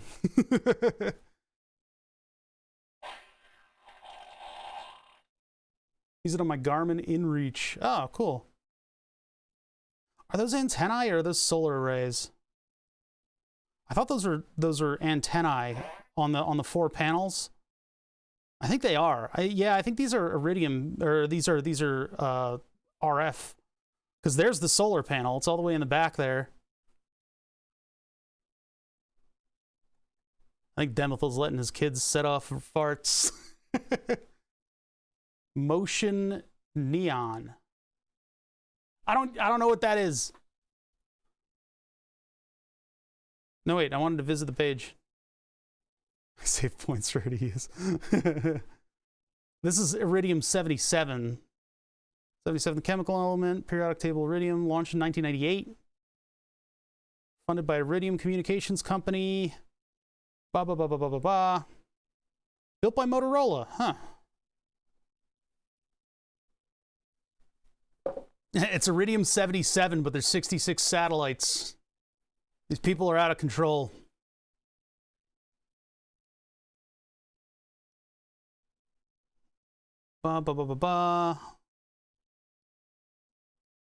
Three-axis stabilized with a hydrazine propulsion system. 2 solar panels with 1-axis articulation. The system employs L-band using FDMA, TDMA. Frequency... Derivative? What is... These are all acronyms for the different communication systems that they use. Frequency division multiple access. Division frequency band associated for wireless cellular, 30 channels each, which can carry a voice conversation. So that's how they're splitting up the frequency band that they have available to them. Yeah, frequency division and TDMA. That's not... What's TDMA? Time division. So it's like that's like shifting. I did FDMA once, not fun. Hey, Trumple Foreskin, haven't seen you around in a while. How you been, man? Provide voice at 4.8 kilobits and data at 2.4 kilobits with a 16 decibel margin. The satellite is 48 spot beams for Earth coverage and uses Ka band for crosslinks and ground communication. Q36 explosive space modulator? What are you is that what Marvin the Martian had? 48 spot beams. 1, 2, 3, 4, 5, 6, 7, 8, 9, 10, 20, 30. It's way more than 48. I don't know what this stuff... I want to know what these are. I'm guessing that these are all the antennae, because each one of those is a customer. But yeah, you can get an Iridium module, you can hook it up to an Arduino, and then you can have some kind of a persistent Arduino to internet, I guess, messaging that will work everywhere in any spot on Earth. Pretty cool stuff. Iridium uses a bent pipe design. I think you call Iridium without needing a ground station. Yeah, you can go Iridium to Iridium because they've got that uplink. That's what the Q-band stuff is. I have to open this up again. Oh wait, no, no, Control-Shift-T. And again. It has inter-satellite communications via... What the fuck is... Okay, there we go. 48 spot beams and uses Ka band for crosslinks and ground communication. Pretty cool. It's pretty cool that something like this exists, and somebody like me can just buy a module and spend 25 cents a text message to have some kind of persistent communication from a device. I don't know what I'd ever do with that. It's not like I'm driving all the way up to fucking where Rabaz lives and there's like no civilization. I don't need satellite uplinks, but it would be cool. It would be interesting to play around with if I had like a flight somewhere and I wanted to, like, I don't know, give people, I could tweet with it. No, I don't have any like use for something like that. I'm happy to go out of communication range. I have all these distance sensors in my microcontroller bin that I'm literally looking at right now. All these little laser distance sensors and infrared distance sensors and stuff. It's really tempting to think about whether or not I could do an uneven surface and have one of these laser distance sensors look at that surface and focus the beam properly. We could put like an RC servo on the twist of the lens. Yeah, no, don't think about that right now. That's for future burn the subs. all this stuff that I play with. Feature creep is like it's like an old friend. So yeah, we're looking at the control panel that goes up next to burn the subs, and we're trying to figure out what stuff is going to go on here and where. And so one of the things, and I have a feeling this is why Rabaz hosted me, one of the things is I'm using computer water cooling stuff. This is a reservoir that EK makes. I'm pretty much an EK fanboy at this point. But this is a reservoir that they make to go in a 5 1/4 drive bay slot, which happens to be just about the size of all of the other components that we're putting in here. So while I am putting this much water in there, the system really should only get like a thimble full. The reservoir is going to hold on to most of that water anyway, but we have to appropriately orient all of this stuff and mount it here. So we've been looking for buttons because I want to do something here with the sort of control that I have over the thing. We are going to involve a screen because Flatulent Gonad made a tearful plea for basic humanity on my part, and I decided to capitulate. Don't get used to it. But I'm going to put in a vacuum fluorescent display. This is going to look really good. It'll look like an 80s VCR. I could put like a darkened sheet of plexiglass over it. The VFDs create enough light to get through some pretty dark stuff. So I could technically put like a piece of plexiglass in front of it just so that it looks a little bit more integrated. But I think all the stuff in here is going to pretty much just look like electronics, and I'm happy for that. So I know, Smith Clay, you did mention it. You did mention it a little while ago, and it's been constantly kind of mentioned, and I'm resisting the urge to do that. But I think given the layout here and the fact that the VFD just happens to fit perfectly, I kind of need to do it. I'm not going to do Nixie tubes. But yeah, I've sort of persistently shrugged off the suggestions from chat. This VFD is from a company called Noratake-Etron, I guess is what they're going for. CU225 ECPB. I mean, probably difficult to find at this point, but Noratake has a bunch of different models. So if you look at what Noratake offers, you can find them at like DigiKey and Amazon even, like any vendor will have them, or I think you can buy from them directly too, but they've got a bunch of different iterations of these displays, and they also have VFDs that allow you to display characters, because car stereos ruined electronics for many years, for decades. Car stereos fucking ruined electronics because they have all of those ridiculous LED displays and the SD cards, and you can put a picture of your kid on your fucking stereo. We're still recovering from that. I mean, the fucking Tesla is just a big iPad. I hate it. Cars need buttons because you have to operate stuff without looking at it. They need physical buttons because you drive at night. It's ridiculous. You can if you want to. Old man yells at cloud. Listen, it's a good cloud to yell at. It's an appropriate cloud to be yelling at.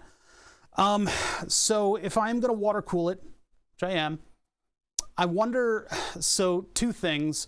I need to be able to run silicon tubes all the way to the laser. We already have the setup to water cool these electronics, so those will stay cool in spite of the lack of airflow in there.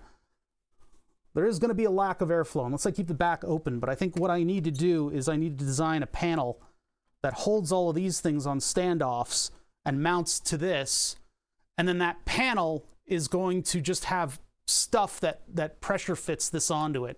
So this frame, I don't know where this came from. This is from my brother. He gifted it to me. BTS equals burn the subs, because there are multiple and they will get burnt. I gotta get these feet off of this thing. But my brother meant for this to be a Nixie clock, but I'm turning it into a display for burn the subs, my big sub burning project. Who drives their own car in 2022? Yeah. So I don't know if Rob Oz knows that tomorrow is the day that I do the... Probably got confused. He probably doesn't even know what day it is. The sun goes up and down at a weird rate out there. Ow, that hurt my fingers. Yeah, well, that is the direction it's going in, Smith. I'm not going to design a circuit board that's like this size, although that would be kind of cool if the Raspberry Pi just plugged into a big Platin. I mean, I could do a circuit board that's like this big, and then I could mount that behind everything. Think. This one relies on a bunch of plugs, and then we'll be using the DB25 connector on it. Not this one. Oh, that's right, the compute module. I don't know, guys.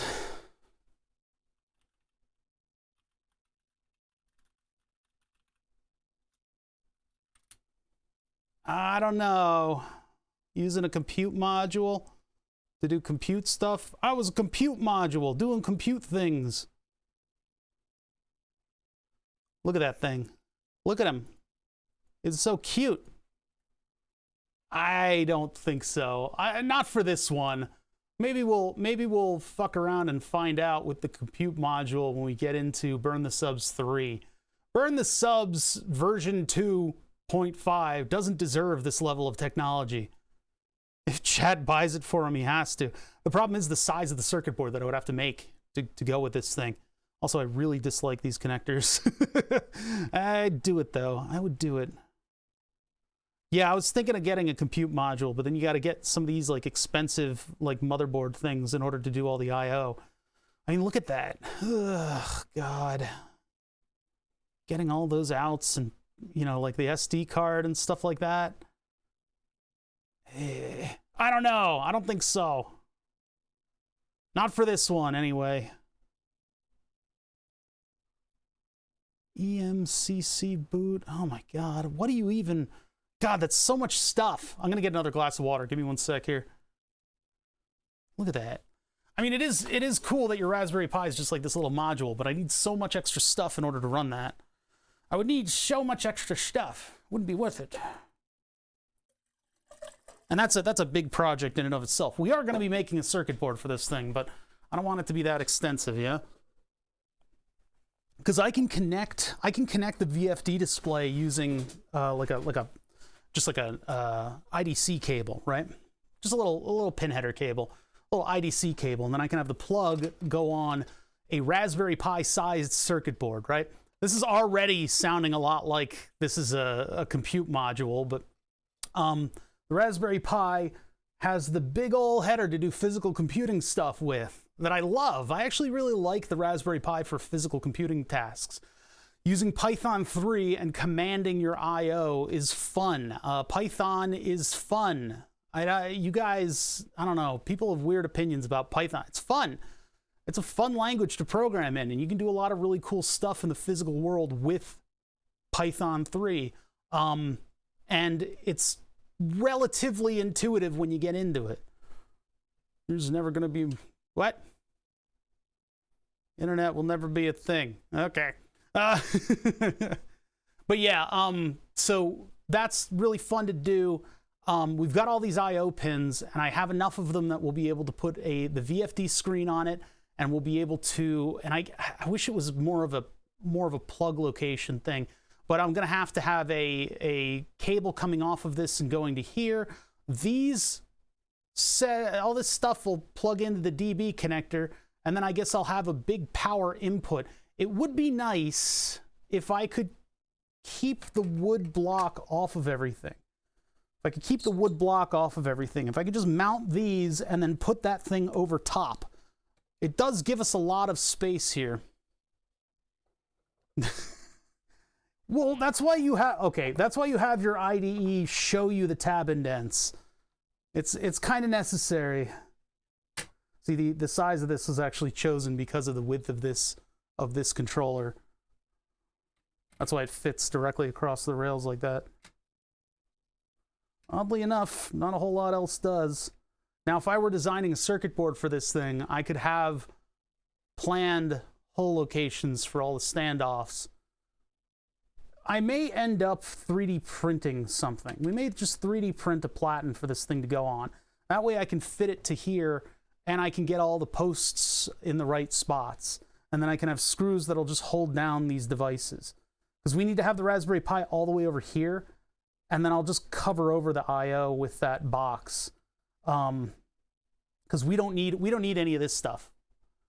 We need one USB slot to go out to there. I really wish it had a pin header though. Obviously, this is where the Raspberry Pi compute module comes in, because then you can decide what I/O you're even going to include. I could get rid of the HDMI connector. Don't need audio. We don't need all the USB. We only need a 4-pin header to go out to this microcontroller here. Don't need Ethernet. We're doing it wirelessly. I don't know if the compute module has a wireless thing in it. So we'd probably have to put in a Wi-Fi module and somehow get that configured and functioning. What a pain in the ass. The other thing about the compute module is that I need it to be interchangeable, because I've had Raspberry Pis go bad on Burn the Subs before. And luckily, I am within spitting distance of a micro center. It's probably one of the main reasons that this channel works, is because if I'm in an emergency situation where I need something same day, micro center's right around the corner. Perfect. I'm not sponsored by them, and boy howdy do I wish I was. Anyway, so yeah, all three of these things we can place. I could make a panel. I could print a panel. Are they? Yeah, the silicon shortage that DeSantis was getting so emotional about. That silicon shortage has caused a price hike in Raspberry Pis. I have my extra 3V Plus just in case this one shits the bed. So yeah, so I could either make a panel, Exhibit A. I can either make a panel, or I can print a panel. Micro Center has a lot of locations. They got a lot of locations, man. Good luck. I could cut this out to be the box size and then use that. The only problem is behind it is just the wall. There's nothing to look at, so why would you do it on a clear surface? Well, that's interesting. No, I'm not gonna do that. I think what I need to do is I need to invent a plate that I'm gonna 3D print. I mean, the previous one didn't need a smoke sucker because of that. This one, I'm going to... Our Pi 4s are over $120? What the fuck? That sucks.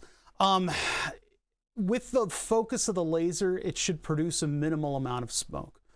Technically, you know, there should probably be something blowing on it, but I don't think I'll do that. The laser diode carrier module that it's in right now, that lens is big and it's taking a lot of light and it produces a large spot. If I focus that down into as much of a point as I can manage, hopefully that's not going to create a lot of smoke. Hopefully it'll create creosote or whatever, Maillard reaction, I don't know, whatever. It'll burn the wood and not produce a ton of smoke, I hope. But if it creates a little bit of smoke, I'm okay, just as long as it doesn't fill my shop with a, you know, a noir level of smoke.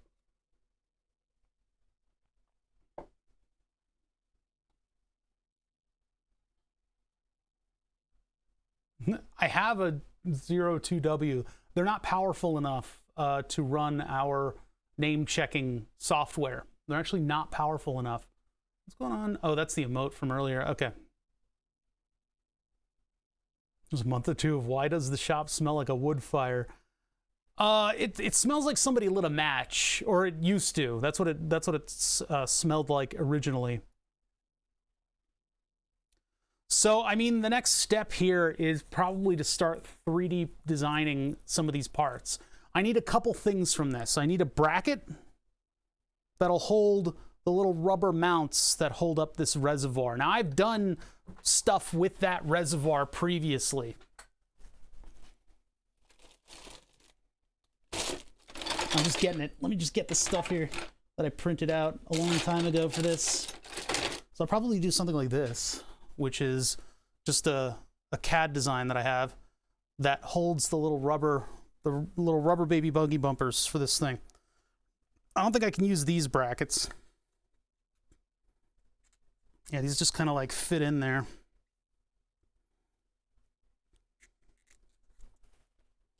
Hold on. They don't quite fit in. You little bastards. Well, whatever. I'd have to unscrew these and then fit them in and then screw them back in. It's basically just rubber grommets with a little screw thing in it. But, you know, obviously I'm not going to be using these, but I'll take stuff from that design and create brackets that go down to the frame rail behind it. So that should be able to hold it up. I think the mounting locations should be able to stand for themselves and hold this thing up without friggin' dropping it. I need to figure out what the distance is because I'm going to need to have right angles on the backs of this because the tube isn't going to want to do that long bend. Let me see here. Only difference between Pi 3 and the 02 is 1 gig versus 512 megabytes of RAM. That the RAM is kind of a problem though, because we need that memory in order to save, in order to hold the image of the board names. So I don't know. So yeah, right angle. We need enough space for that. Let me get another one of those. I've got plenty of water cooling fittings. We don't have one over here because this is part of the original radiator mounting. But I don't think we're gonna be. If I do the radiator direct mounted, that means it needs to be over here on this side.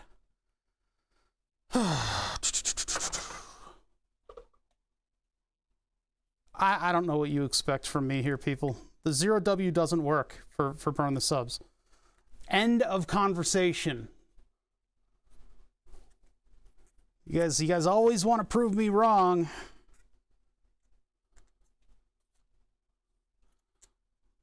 These rubber mounts are not staying in. I need to unscrew them. But yeah, so if I was to do that, if I was to do the radiator directly, I guess I could do it over here. And that would, I need to get rid of these.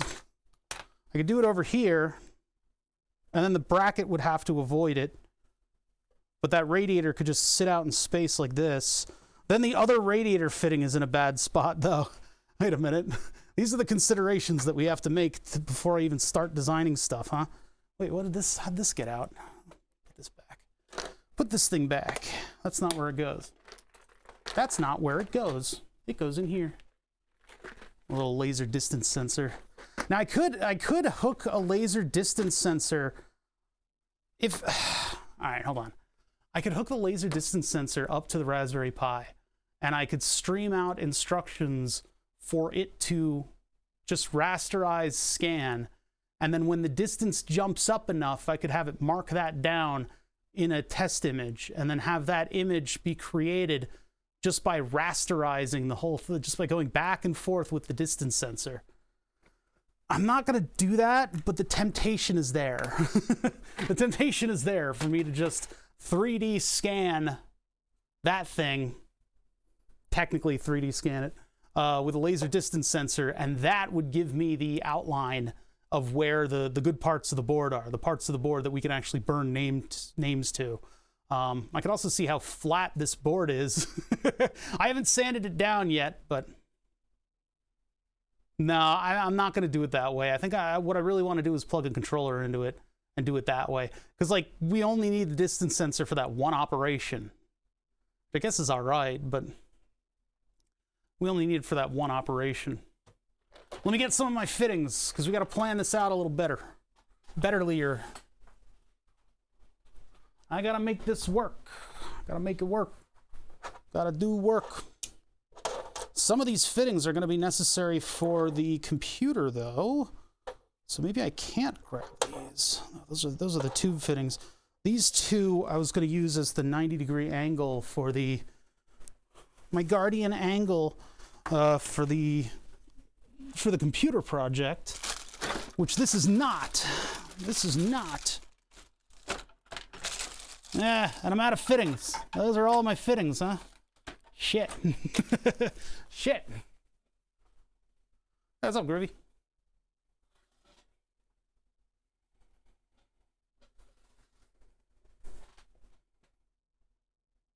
Build a 3D model of the BTS board, and then people could 3D print the section with their name on it. It would be flat. It would just be a flat square. It would just be flat. There's no depth. I can't have it stick out. I have it like that. Getting the pipes to where they need to go is going to be difficult, huh? When I've had to sand down the board, it's been tough to sand down. I mean, it does burn in a little bit, but yeah. Where did all my... I had way more 90-degree fittings than just one. Where are the other ones? What did I do with them? I don't have any water-cooled devices at the moment. I had like 12 of those fucking things. Hold on. They got to be on some other piece of hardware that I'm planning. Oh, that one doesn't have them. Maybe they're in a bin that I don't know about? I don't know. I had a bunch of water cooling fittings. I don't know what happened to them. Ah, wait a minute. I found one. The bottom of the water cooling bin. Yes, I have a water cooling bin, believe it or not. A lot of projects that I wanted to water cool. Never got around to it. Never got around to it. There's a bunch of brackets in here too. I don't know what those are for. Various things that I bought. No, I don't see anything. I don't see any other 90-degree fittings. I thought I had more. I really did. Where would they have gone? Because I had, like, for the computer project, I had like 10. I had a bunch of those 90-degree fittings on everything. Oh, you know what it is? They're on the reservoir for the computer thing. On a Raspberry Pi 02W now. I have the Raspberry, it's just 0W. Why is it 2? Oh wait, is that a new one now?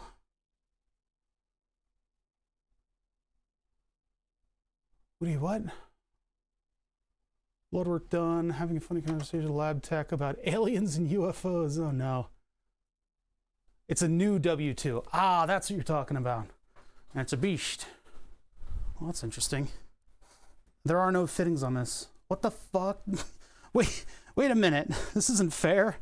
Hold on a minute. Where the... I'm not liking it. Things have gotten so out of control in here that I don't know where my right angle fittings are for my water cooling stuff. Yeah, the old one is slow. Yeah, I had to deal with it. I had to deal with that. I tried making burn the subs on the 020W or whatever, and it just wasn't up to the task. Yeah, I had like a bunch of water cooling fittings, like straight up 90 degrees, like that one you saw. Why would I just have one, right? Shouldn't I have more? I don't think I put them in a bin. I'm thinking about where I could have put all this stuff. I don't know where any of my stuff is. I just don't know. Yeah, I had like a bunch of right angles. I had them on when we were trying to like water cool the graphics card. My 970, back when we had stars in our eyes. The world was our oyster. I thought I could buy a new graphics card. I could just go out and buy one. Nope. That's a big nope. It's going to be a big nope from me. Can't just go out and buy graphics cards. What are you thinking? I did actually, the EVGA site, my number finally came up on the EVGA site, and I had the opportunity to buy the 3090, but it was fucking $2,000, and I just don't have that kind of cash. So, well, yeah, graphics cards and pre-builts. Oh, I see. So you need to actually buy it with some other stuff. Yeah, the EVGA 3090 would have been cool, but what am I going to do with it? My summer car does not have that many polygons in it. It just doesn't. It just doesn't. Any game worth playing just doesn't fucking need that. I still have the motherboard, though. Maybe that's where the fittings went. Hold on a minute. I should have put this in my computer ages ago, but it's just sitting. My ROG Strix B550. Super de-duper gaming. No water fittings on that. I have a heatsink on there that's too small for it. Ah, here we go. There they are. I knew I had a bunch.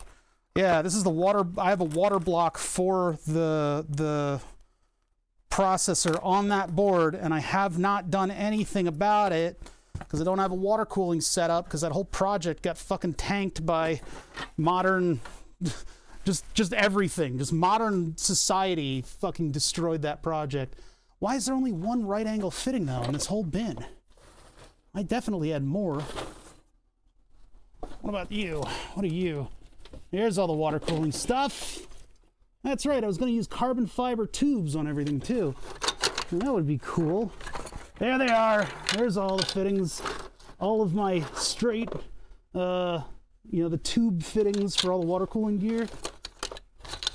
As well as the water block for the graphics card that I can't buy. The polygons will be faster. Yeah, you've got to buy a shitty motherboard with your graphics card now. What is this?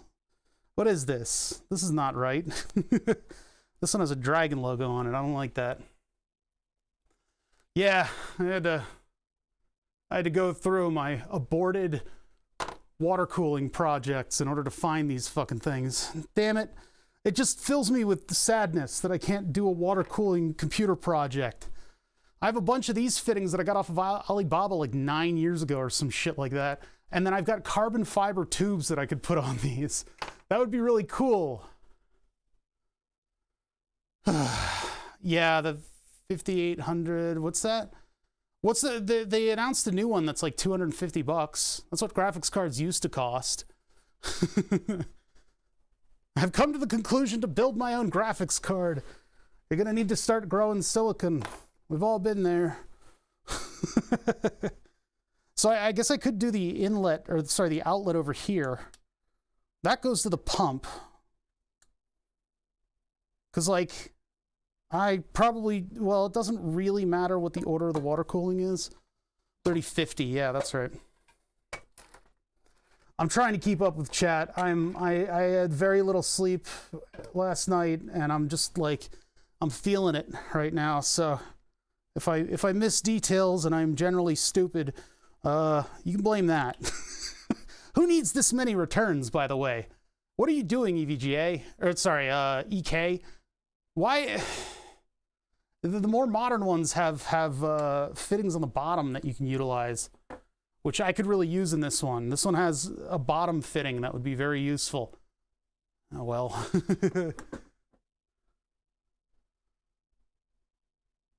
AMD's $200 release, 6500 XT equals 580.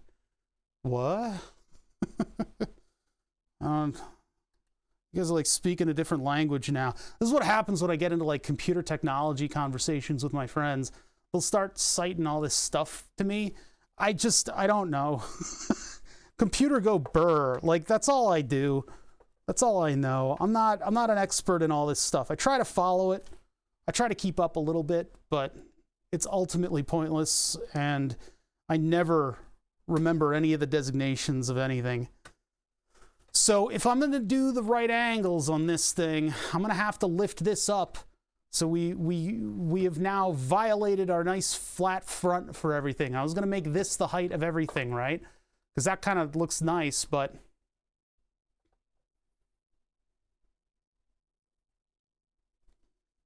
doesn't quite work out. Doesn't quite work out. And if I use these right angles, all bets are off. I could always make a clown tube. Clown tube was the designation for the propane setup of the fire cannons, because there were 4 100-gallon propane tanks that fed 10 100-gallon expansion chambers. And so the clown pipe was the what do you call it? The clown pipe was the regulator for those 4 tanks. So we had to take 4 tanks down to 1 into 1 regulator, and then that regulator had to split off into 10 in the immediate area. So it was like this little setup that had all these pipes coming out of it. It was ridiculous, and it was partially submerged in water because we needed it to not freeze over with all the volume of propane that we were pumping in and out of that thing. I don't think this will work. I don't think this will work. I don't like that. I don't think that'll work. I'm gonna need a couple different brackets for this thing. So I'm gonna need a bracket to hold up the radiator, and then I'm gonna need a bracket to hold up this piece, and then I'm gonna need a bracket to hold up the electronics. Oh lordy, I got a lot of 3D design to get into, huh? This is why we're doing this planning right now. But yeah, I'm gonna have to note down that distance and get that right. Hot damn. I'll probably work off of the files that I already have for this thing and recreate that one. So I'm gonna have to get some measurements here before we adjourn. And then these work pretty well. So yeah, let's get some measurements, because if I can mount this stuff and move it around on the mount, I'll feel a lot better about moving forward with this project. And then this is going to need its own specialty bracket to hold it somewhere in the wings or below. I don't know if that really works. That's like a total block of airflow. I could do it out front if this thing is going to be lifted up so much. I could do it out like this, and then I could also put the pump on there. Just make a little pump bracket. I don't know. Hold on. I don't think I like it, but I'm just going to think about it a little bit here. Why did the Star Citizen theme suddenly fucking just launch itself into my brain?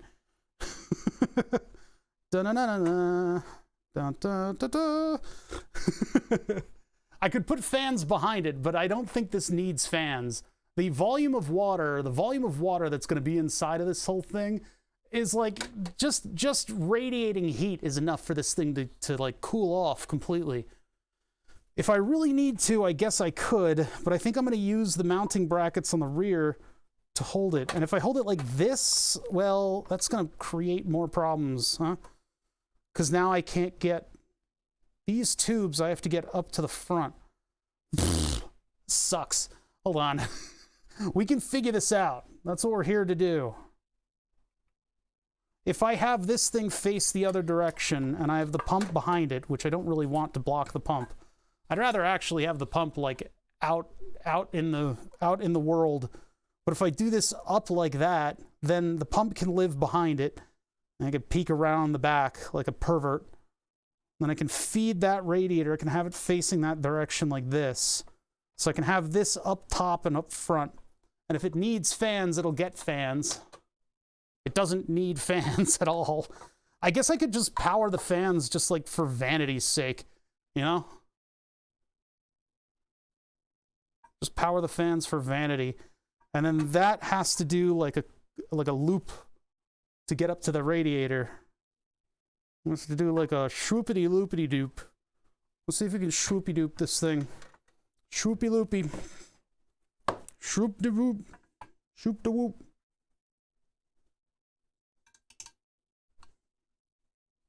Let's see if we can do this.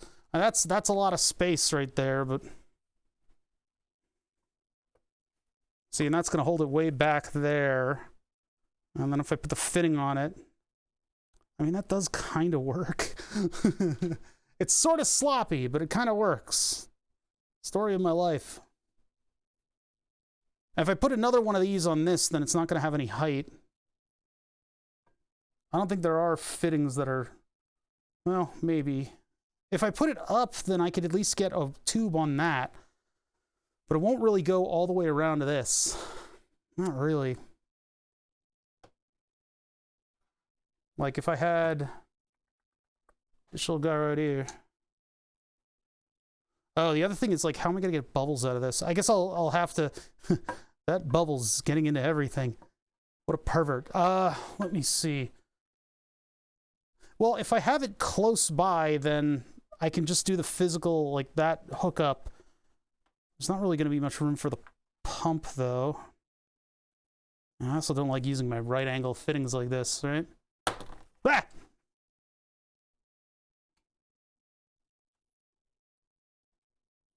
Do this here. And then put on one of these guys. This is just a fitting to fitting adapter. Yeah, thinking about those beans. That's right. I think that might have been my favorite meme of recent date. The thinking about those beans. Pondering my orb had a lot of mileage to it. I think that's probably still going. There were a lot of good pondering my orb memes. But thinking about those beans is something that just comes up in my mind because it's broken. There's something wrong with my brain, and it keeps coming up with these weirdo memes. Oh, look at that. What the?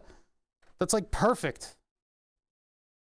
I mean, it's sitting pretty tall, but there's our connection.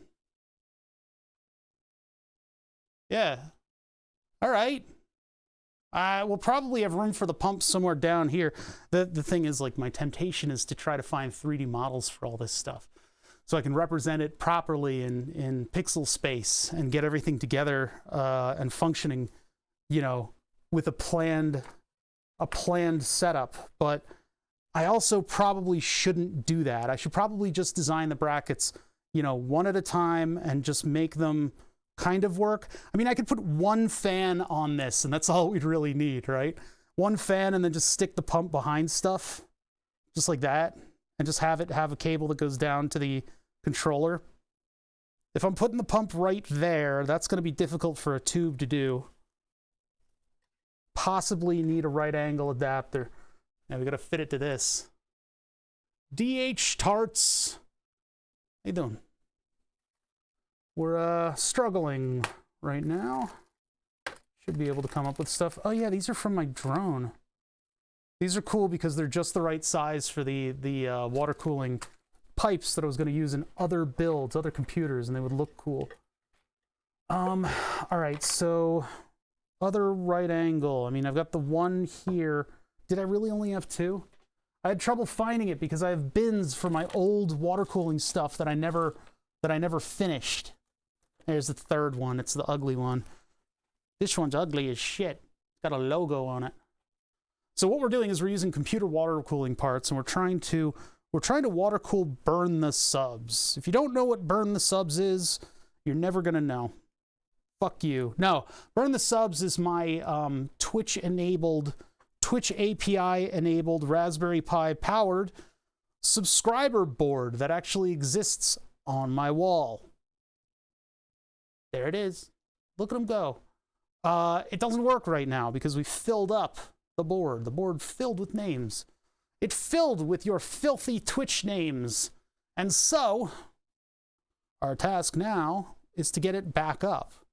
Most people say, hey, just throw up a new board. Who cares? Well, I'm in the business of caring. By the way, Alpha Cool, great company, man. These are, what are they? Copper radiators? Hold on. Copper radiators, but they have this little blocking plate behind the screws. That's really important. You can see right there where the screw actually damaged. The screw actually damaged the plate carrier beneath it. Wait, was that just now? Hold on. Oh no, that was 20 minutes ago. Jesus. All right, never mind. Sorry, I thought it missed a fart. Yeah, Alpha Cool. Good stuff. Good stuff. It's nice to have that peace of mind where if your screws go in too far, they don't physically destroy your expensive radiator.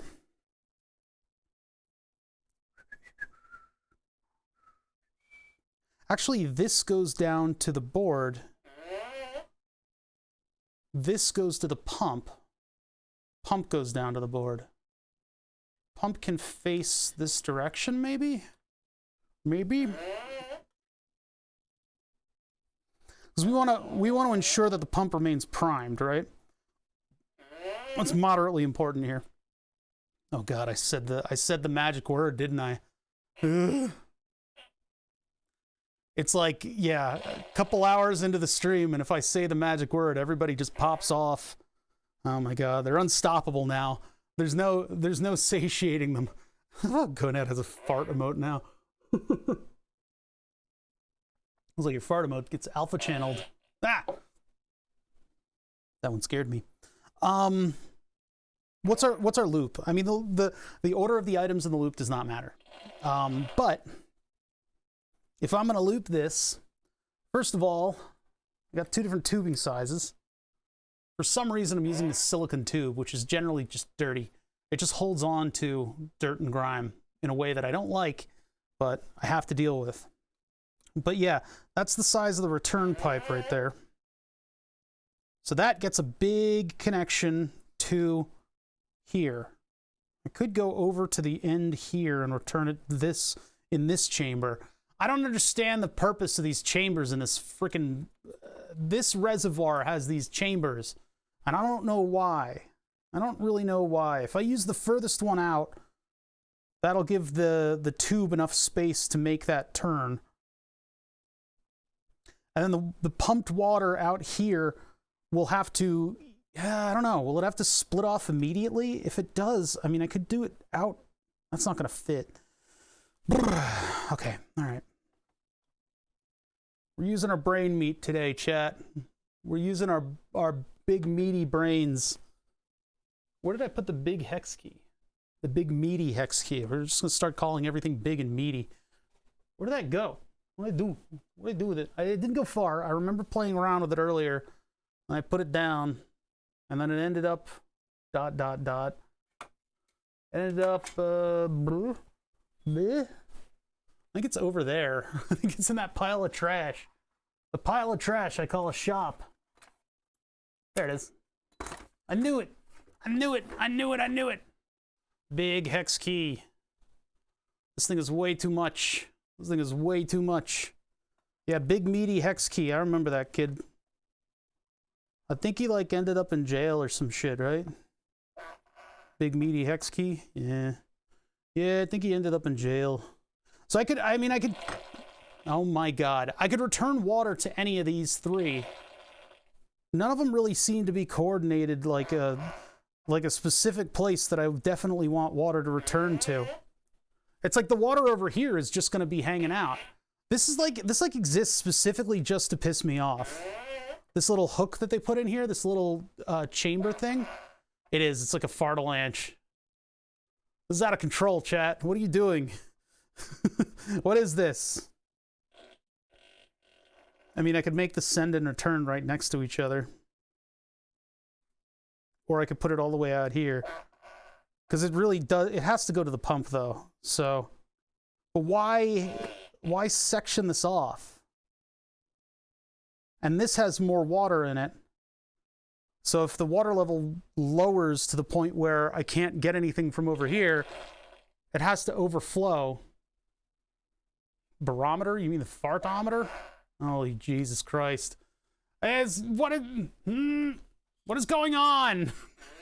What are you doing to that poor piece of electronics? Why? Why would you do this? It's still trying to catch up.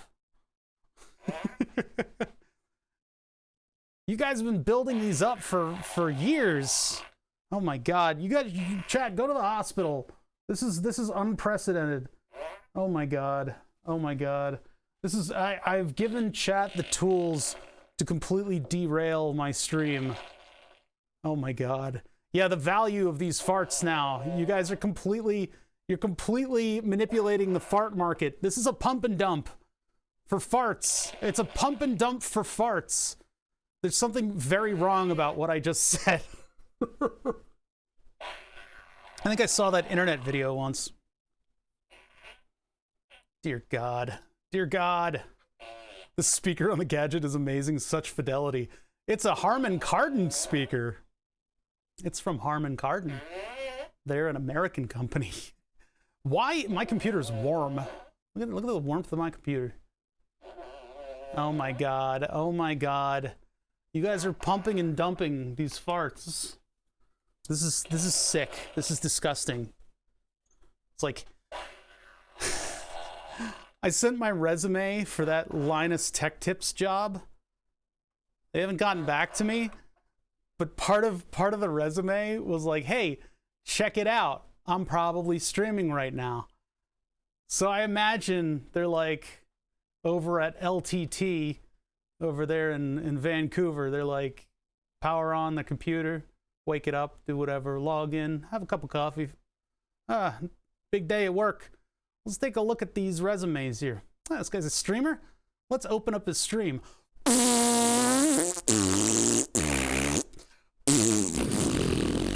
And I'm like, pump and dump. Yeah, pump and dump. And then they turn off their computer and they go home. And they don't go into work the next day. Like, what the fuck? Hired? No, I don't think that's how that works. I don't really think that's how that works. It's my resume is like keeping hundreds of people entertained working on electronics. And they turn it on. It's like, like, oh, oh, I get it now. Meme literacy might be a requirement. I would hope so, but what Linus is trying to do is something a little bit more serious. He's trying to actually like produce white papers on technology and stuff.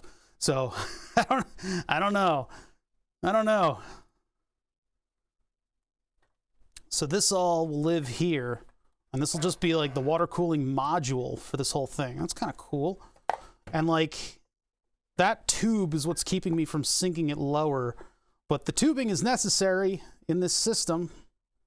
It's very necessary, and it doesn't really get out of the way. This is kind of where it sits, which is nice. So I can plan for that.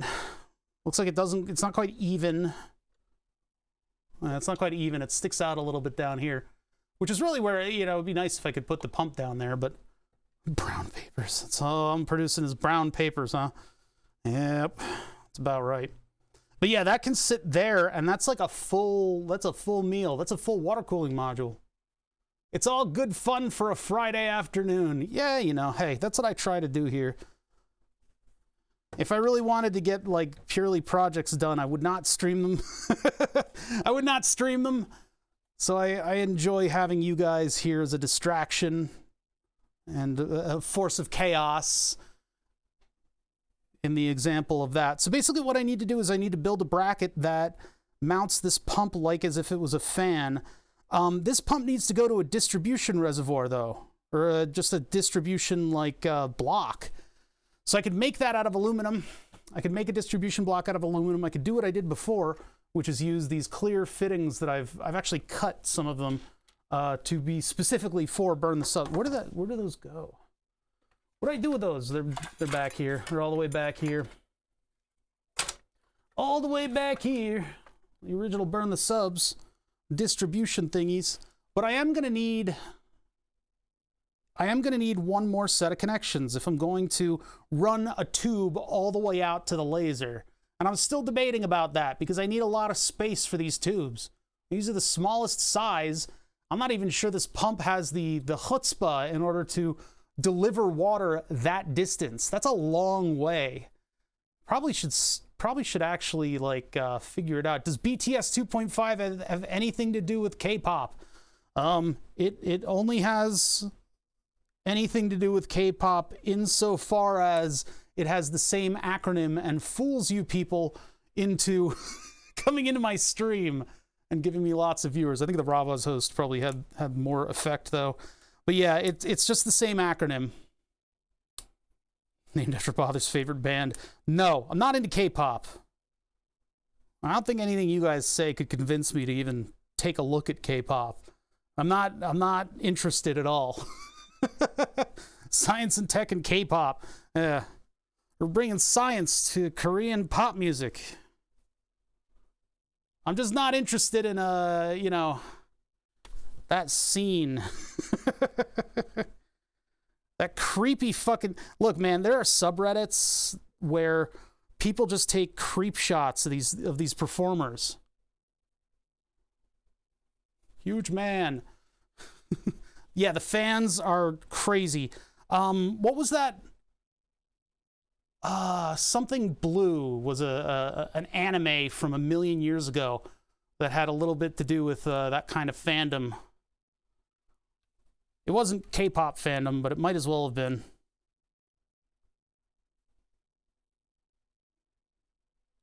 Gonna build an insect robot with a smiley face. Hey, that's pretty cool. Tell us more about the subs you visit. Are all and are all rising, because I need to be relevant with the memes, because I need to figure out how to... I need to be able to moderate my own channel. My mods are in and out. And so I try to stay at least with my finger close to the pulse so that I know what you guys are doing and referencing. I mean, Schmide's entire existence is trying to find references that I don't get. Former coworkers not Korean son went to Korea and competed in one of those singing shows. Ah, that's cool.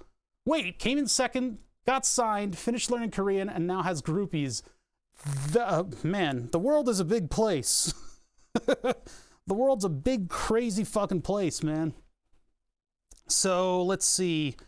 That tube size is out of the question. We did distribution like this. I mean, should we do a loop? If we do a loop, that means we've got to go down to this size tube, and then we have to send it like 1,000 fucking miles. It's got to go through both of these guys. Let's put this aside, and hopefully it doesn't break. We got to go through both of these, so that would get its own little, like, swoopity-loopity-doop, which is kind of impossible to put together, and the Raspberry Pi one. So boop, boop, boop. And then it's got to go way out to the laser, come way back, and go into here, and have enough water flow that we're going to see that little round thing go around. Alternatively, I can split it out in parallel. These will get more flow than the laser, because the laser just gets whatever's left over. But assuming that this pump is outputting enough, everyone will still get flow. Okay, hold on.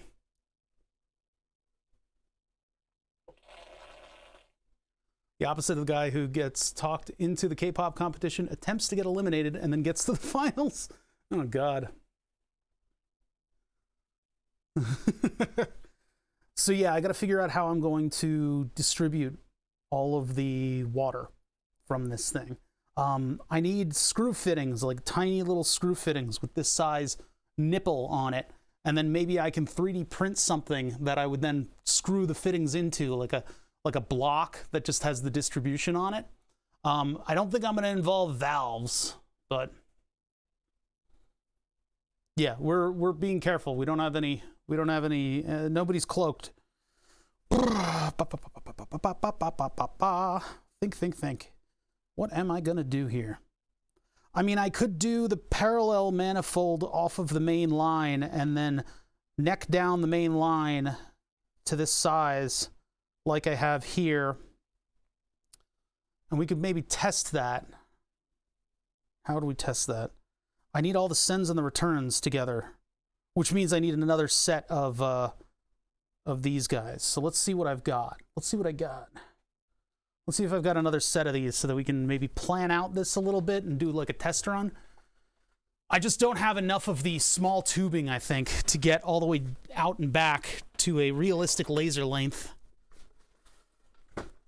Oh yeah, there's a little test over here. Get some of the long pieces of tubing that I have. That's definitely a beard hair. That's a beard hair. I need to order more of this tube then. I need more of this stuff, because it's all cut up. Yeah, I need more of it. I need more of it so I can make long runs of this tube. We can properly test this pump. It would look too fake, though. That's the problem with visual gags like that, is that if I came up with something, it would look too forced. Forced and fake. All right, so this is one of them. This is the one with the full length things on it. And we just need these two. Yeah, these two. Bah. Yeah, these still have the end on it. Well, this thing is an audio, so there's no point in putting vacuum tubes in it, huh? I could do all kinds of stuff with vacuum tubes, but I really don't feel like furnishing like 60 volts AC to run the heaters. As I typed that, I thought the same. Yeah, it's unfortunate, right? Can't do all those good visual gags. Sometimes you can get away with it, but I don't want my stream to look too fake. See, what I did with these is I just cut off the ends and fit them together, and there's such low pressure in the system, right? It's not like a car radiator. It doesn't need like 10,000 PSI capable fittings. So push comes to shove, I can put a zip tie around them and still utilize them. But yeah, 3 fittings like that, and then we've got the send to the, what do you call it? We got the send for the laser. I'll put that over here. My laser. It's a little janky, but I think it'll do as a test. I want to set up a test right fucking now to figure out what this pump is capable of. What horrors. Storage space. Your computer's low on storage space. What the fuck? Did I not? Oh, I forgot to do the big transfer. Whoops-a-daisy. No, I did do the big transfer of all my recordings. Recording. Oh, what are you still doing here? 1, 4, 12. Hold on, let's check. 10, 11, 12. 1031. Oh, wait a minute. 12, 11, 10, 9, 8, 7, 6. What the fuck? Uh-oh. Uh-oh. Oh, 1, 4. 1, 4. 1231. Back to 1019. 12, 11, 10. 1016. I don't think I transferred them all. So 1, 4. I gotta, this is just bookkeeping. Just give me a second here. No, I can't do the big delete. Just verify. 1, 4 is a 2-parter. 1, 4. We got the 6 gigabyte one is in there, so I can get rid of this. And then 1231.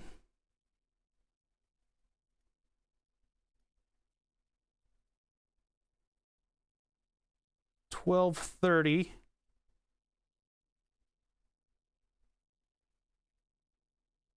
Jeez. 1228. 1210. I'm gonna lose track of this and delete the wrong ones. 28, 10, 9. Where is that? 2021, 12. Yeah. 28, 10, 9. 743. 743. I think these are in here. I don't know if they're all in here though. 3, 2, 30, 27, 26, 23, 18, 16. I don't, it's not like I'm uploading these to a VOD. 13. I should just carte blanche upload these to YouTube, right? YouTube's kind of scary though. I don't know. I don't want that responsibility. I'll do it eventually. I will do it. Yeah, see there, then it jumps. So those are the ones that I can delete. It looks like I didn't highlight all of them to go over to the new thing. This is a platter drive that I have in a streaming computer that I use to store all of my old streams. I have one hard drive that's full sitting on a shelf from my old streams, and then this is the one from slightly more modern times. I keep them beside Twitch. That's why all these media streaming people have big file servers. Yeah, this stuff is all full of shit from the previous setup, huh? Probably should use a cleaner looking one. Do I have any? Hold on. I don't want to get all that gross stuff in the new system. Ugh. Oh, that was a hard burp. That one kind of sucked. But here's a piece. Here's a piece of tube. I need to order a new tube. That's what I need to do. Destination is 7 files with the same names. Skip these. Oh, then I'm done. Which ones did I copy? I think I got them all. Hold on, I'm just gonna... Oh, these are 7 files and they're all in there already. All right, delete. I don't want to accidentally delete a stream that I don't want to delete, right? Hold on, let's just try this again. 7 files with the same name. All right, skip. We're done. So these can all get deleted. All 3, 4, 5, 6, 7. Okay. Okay, cool. This one is today, so. All right, cool. Everything's backed up. Now I've got like a couple months that I don't have to think about space on the computer before Leb reminds me that I could set up an automatic job to do that. I'm not gonna automate it. It's part of my guilt complex. It's my hair shirt telling me that I need to spool up a VOD channel. All right, so that there, this there. I need to cut another one of these, don't I? Need one more. One more, like that. This tube is gross. I need to order new. Why is this one gross and this one's like clean? Weird. Weird. Try to get a clean cut on that. I think I used a razor blade last time because when you use the scissors on these, they distort before they start cutting. And I need it to be flat because I've got... Oh, no, I don't. Never mind. Never mind. Well, flat for this maybe. Although I have just a fitting over here that is a little bit safer to use. That's a beard hair. That's a beard. That's a beard hair. That's hair from my beard. Okay. Setup. Jesus Christ. So I've got all these loops. I don't need to actually pipe them in yet. I'll just do mini loops between these. Miniature little loops between these. Because we're just simulating what this pump is up against to see what happens. And I don't want to get any of my stuff wet. It's my stuff. Beard emote when there is one.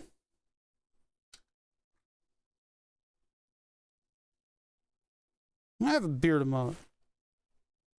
It's right there. I do need to make more rich person emotes though, so that all of my tier 3 emotes are just money related. It's not like I have enough viewers to really be unlocking a lot of emotes, though. Let's try this. Oh, Burn the Subs comes back. I bet you all have a good amount of sub points. Now, the only problem is I can't run this that full distance that we want. I'll order some pipe tonight. Order some tube tonight. Sorry, it's tube. It's not pipe. I'll order some tube, and that way we can at least feasibly test all this stuff. Literally what I'm already talking about. Literally what I just said.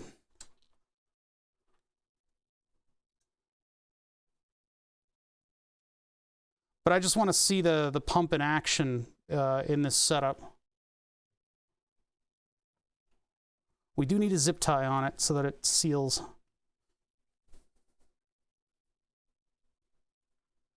Because, yeah, I'm using this size here. That actually, I mean, it's not a great fit, but it does kind of fit and seal-ish. I can kind of see that. So, yeah, you could try it. I want a longer piece, actually. Pull for if the water all stays in. Oh, no. Hey, I had good luck with this before. Send and return. I definitely need to buy new hose, though. I have hose. It's not in this area code. Ha ha! All right. Shut the fuck up, streamer.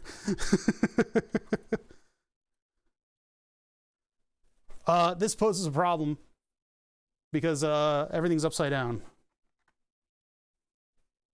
And my little standoffs won't give me... Actually, they will. they'll just barely work. No, they won't. No, they won't. It's because I designed them bad, and I should feel bad. I mean, they get close. It would be nice if I could put this thing up on stands. They certainly do get close. I mean, if I put these up like this and then maybe put something beneath them. See if I can get that in there. See, they just pop right out because of air pressure. I don't know what EK was thinking. I guess they wanted to diminish vibrations, but it works as like a big rubber seal, and then air doesn't get by it, and it just makes like a piston that throws your mounting bracket out again. So if I like hold it there long enough, no, it still just pops right out. Look at that. What the fuck? Get in there. What is your problem? All right, let's see how it is. I gotta do all 4 of the screws now. What I'm trying to do is just hold it up. So this will just put feet on the back of it.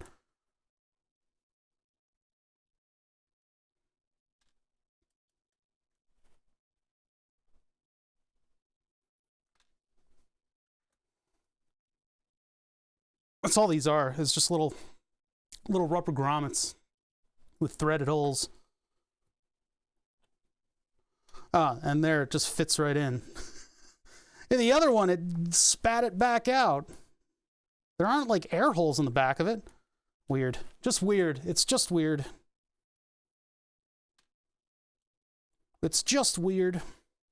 So yeah, what we're doing right now is sort of an aside. We're testing the pump for Burn the Subs. I will have to order more stuff, more tube. I'm trying as much as I can to use stuff that I just have, right? But inevitably, you run into parts that you just can't furnish outside of ordering them. So that's where we're at right now with this. I need to begin designing a bunch of different platens that will go behind all this stuff. And as such, support it and hold it in place. Once we get all that stuff done, then we can get to the fun part, which is wiring it up and, you know, solving all those little problems that we're going to run into along the way. So right now, I just want to test the potential water cooling setup with some brackets that I made a long time ago for a previously, theoretically, water-cooled computer that I was going to make. Didn't work out. Well, and these are fairly recent because, I mean, I didn't have a 3D printer for that long. Yeah, imagine having fun on Twitch. How cringy is that? All right, get over to this side without... See, the thing is that these brackets will pop out because they're not really held on by anything. It'll be nice when I can bracket everything to the actual control panel, but for now, imagine having fun playing MSC. Dins, I swear to God, Dins. I don't even know how to finish that. I don't even know how to finish that. It's not, no, it's still 2020. It's still 2020. Remember 2020? It was 2 years ago? Jesus Christ. What happened? 2021 just like slipped out from under us.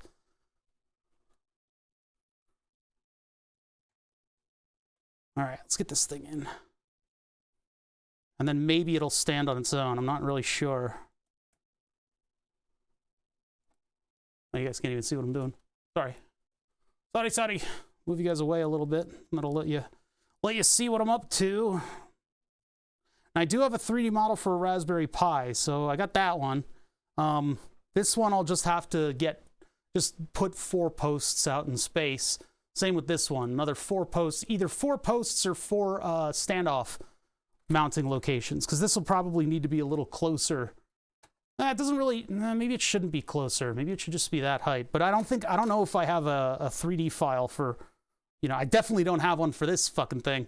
This thing is, I bought it off of, oh God, I think I got it off of Alibaba. And there's no information about it whatsoever out there.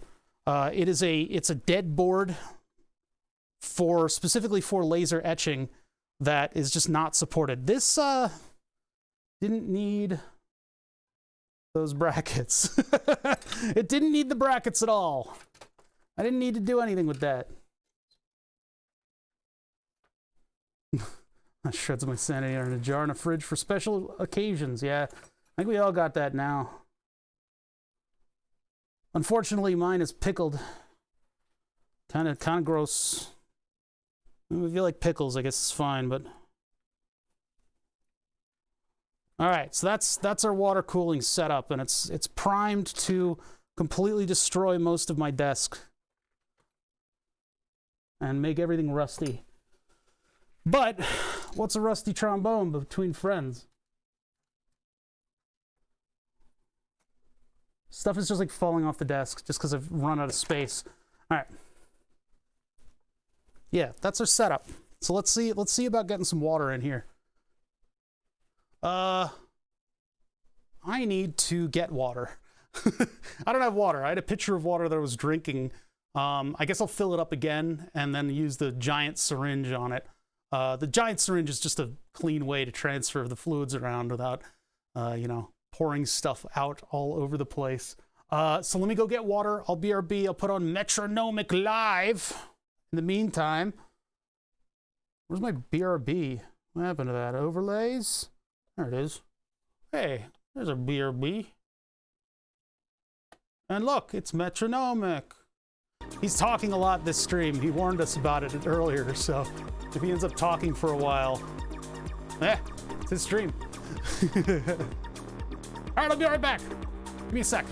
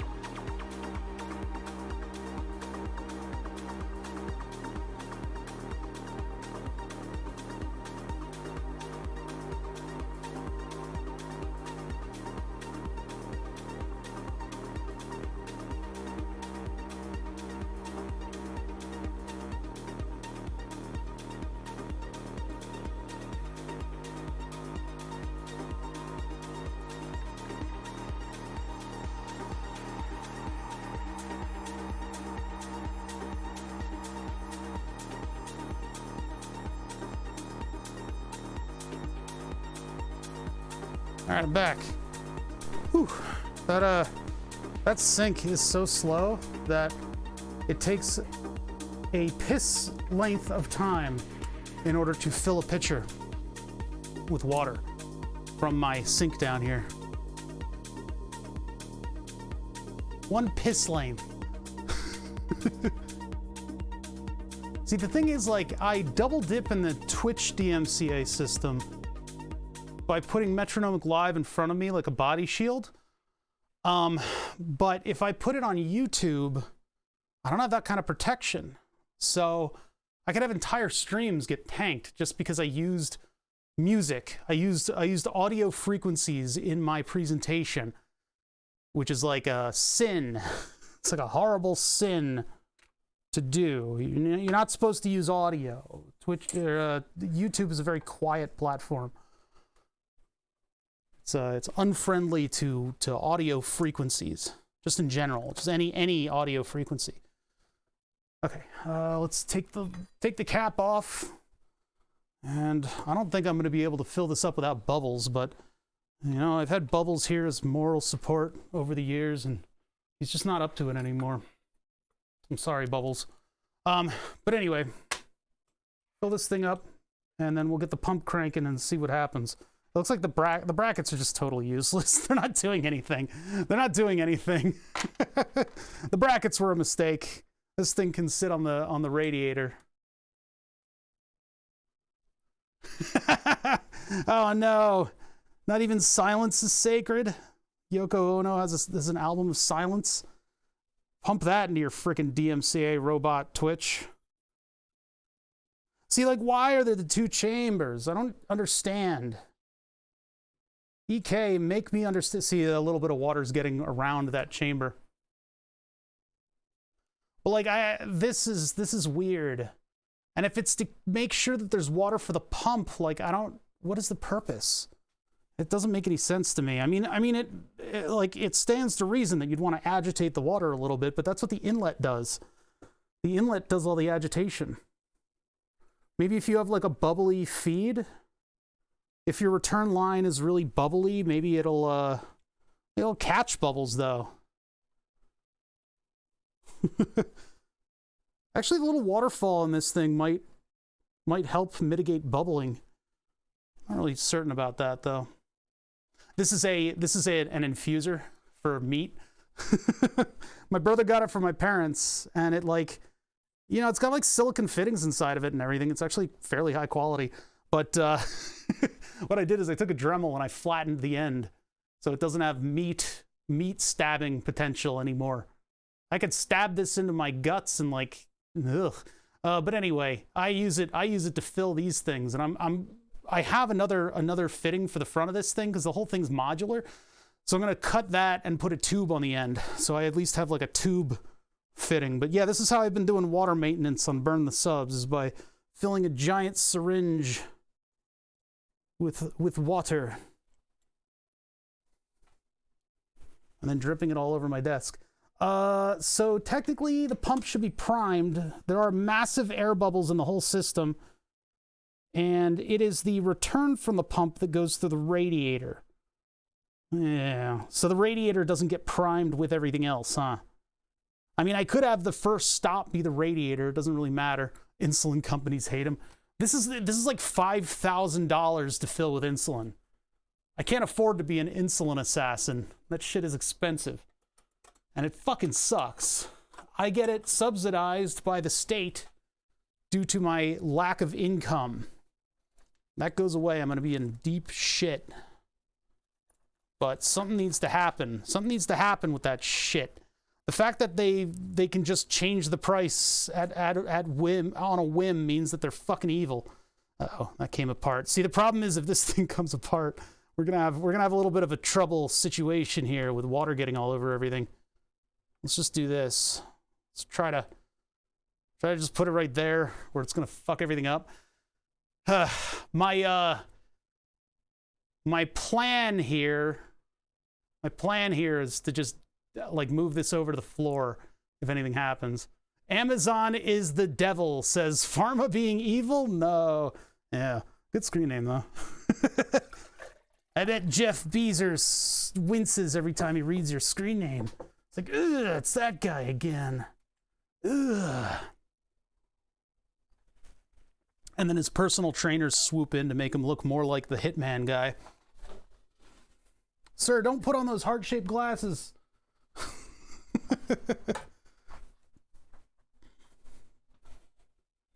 All right. Man, I wish I had a better power hookup for USB here. I guess I'm just going to go through the powered hub anyway. If we take out the powered hub, that means I don't have a keyboard and mouse or a Stream Deck or anything. My USB situation in this shop is ridiculous. We pumping. Chat, let's pump. We're pumping. There are all the bubbles. See, being able to pick up the whole control panel and move it around is going to be necessary. See how much slower that's moving though? Oh my god.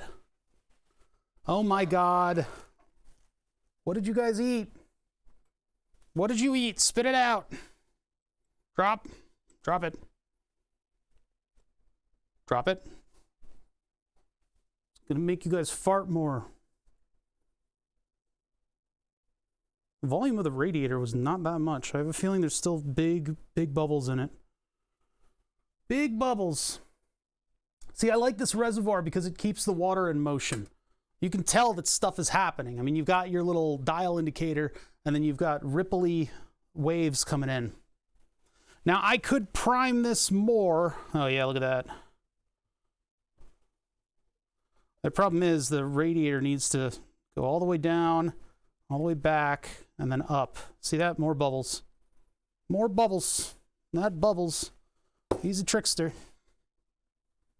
So if there's any water flow at all, this will be fine, right? But I need to get a massive length of tube because we're adding the laser to the loop. And then I guess I'll also need to figure out a better manifold. I need a better manifold for this. And I know I can buy one. There are manifolds that I can buy for this size tubing. I don't necessarily like that it's all in parallel, but I think it has to be because of the restriction. And as long as there is flow out to here, we'll be okay. Yeah, it kind of trips up when I do that. There's definitely water flow out there. I can see a rippling bubble. Not enough to push the bubble out, but that pump's doing its best. Working as hard as it possibly can. Its little pump family will be so proud. It's weird, though, that our inlet is over here. It looks like there's not enough pressure, so the water's just dropping into here. And then I guess that churns it a little bit, and then it comes up and over. That doesn't make any sense to me, though. But yeah, if we have that running on Burn the Subs, I guess every time BTS is active, I can have the pump running. And this pump, I think, is putting a little bit more pressure into the system, I think. Having this massive reservoir, this is what's going to do most of the cooling, is just the volume of water that's going through this. The laser does get hot. We have observed the laser getting warm in the past. So putting a tube all the way out to it, and then I don't even know what I'm going to do once I get the tube all the way out there. But putting a tube out to it with a little bit of water in it, flowing around, it should do pretty good. The Raspberry Pi definitely gets warm, but it's always the same temperature. And then the motor controllers, they get hot. They need like a heat sink and a fan. So having water going to them, pretty cool. That'll do a good job. But they barely need that. They definitely don't need water cooling, that's for sure. This water is filthy. There's just like detritus in there. What is all that stuff? Ugh. Some of it's just water on the bottom there, but there's like little floaties running around in my water. Having the radiator like this, I think, is probably going to be a little bit better. Water's coming in at the bottom there, flowing up, and then through this. But having the radiator like this, it doesn't mean that I get natural airflow, and I could potentially put a fan like right behind it, just one. I don't need two fans on this thing. Just spreading the water out and exposing it to fins is probably enough to keep it a good temperature. But, you know, push comes to shove, I can put a fan on there. I can do it just for fun, just to be the same thing on the pump line. Definitely don't want to fan at full power, though. That would be annoying. I do have fans that can fit this thing, though. Cool. All right. So, yeah, water cooling for Burn the Subs, I guess, is going to happen, huh? In the Burn the Subs 3, I'm actually planning on fan on the same pins as the laser. No, it'll be with the pump, and the pump will at least have temperature sensors. I think what I want to do is just turn the pump on while Burn the Subs is running at all. It'll just constantly run no matter what. I think that's probably a safer thing to do. The pump was on demand before. Whenever it got warm enough, it would turn on, which was always nice to see. I could maybe just put an RGB LED on this, right? I could stick an LED, like, there's a little bit of space back here where I could put like a hidden LED and just have it go blue to red when the temperature is elevated. So the Raspberry Pi temperature, I mean, I can also just report the temperatures on the screen too. That'll be another thing we do, but it'll be temperatures for the two motor controllers and then the Raspberry Pi. We can do a system message to check it. Hey, OctoJ, 53 months. Hell yeah, dude. How's it going, man? I'm using all of my old water cooling setups from all the projects that I meant to water cool and didn't. So we're figuring out what Burn the Subs 2.5 is going to have in terms of control panel. And we're doing a loop test. I don't like that it's in parallel, and that's going to get very, very long. I need to go order tube. Checking in. Hell yeah, man. Seattle for another month. Damn, dude. That's cool. How you liking Seattle? I sent my resume into Linus Tech Tips for that job, but I didn't hear back. And my whole resume and stuff that, you know, I did specifically for this job and cover letter are all referencing my stream. And I'm like, check out my stream. I'm probably live right now. Well, this stream has been people setting off farts almost constantly. So I imagine somebody in Vancouver sipping on a cup of coffee opens up my resume. Oh, this guy, his application's a little bit late. That's not gonna bode well for him. Let's see. Oh, he streams and he's got a lot of good experience. This guy must be 1,000 years old. He's probably dust. I wonder. All right, let's open his stream. And it's just, my stream is just me like, what are you doing, chat? Ah! And it's just that. It's just that for like 20 minutes. They Alt F4 the computer and throw it in the garbage bin.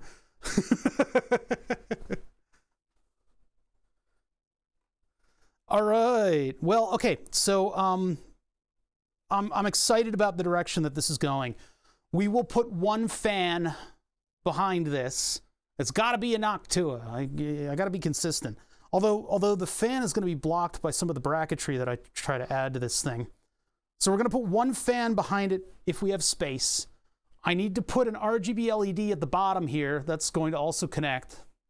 I guess we should have more LEDs in general in this whole thing. Yeah, the old BTS reservoir was this one. I like the XSPC one because it was metal and it had very easy mounting points on it. And we didn't need a ton of water. I mean, technically this old thing that I bought, this little tiny reservoir is all we need for this system. And we don't even need a radiator, but I had this lying around and then I had a different reservoir that needs a pump to function. And it had a clear front, and I like the clear front on this better. This is the one that we were going to use on the water-cooled PC, where I decided to drill holes for the clear front on it. Never got that done. I have a different radiator for that now, though, or a different reservoir, rather. So no more XSPC reservoir. This thing was cool. And no miniature reservoir. We've got the 5 1/4 bay reservoir, and then we have this front cover for everything. So BTS is going to get... It's going to get that VFD display, because people finally wore me down on that. It'll have a VFD and the Raspberry Pi and then the motor controller in a wooden box.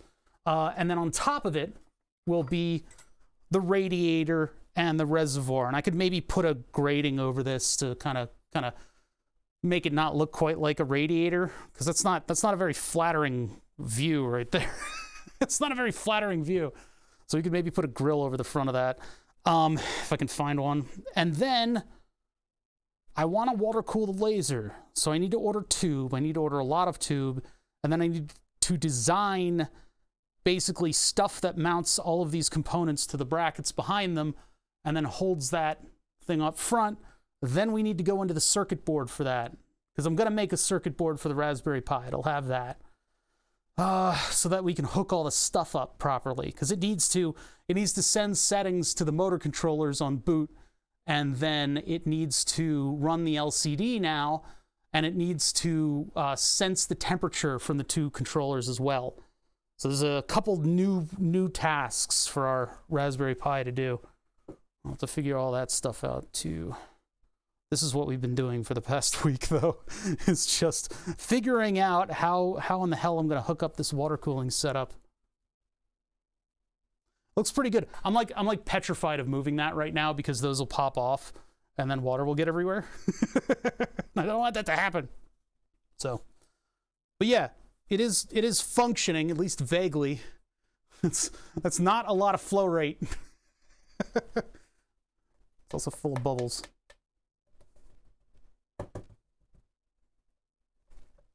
Can't get rid of them.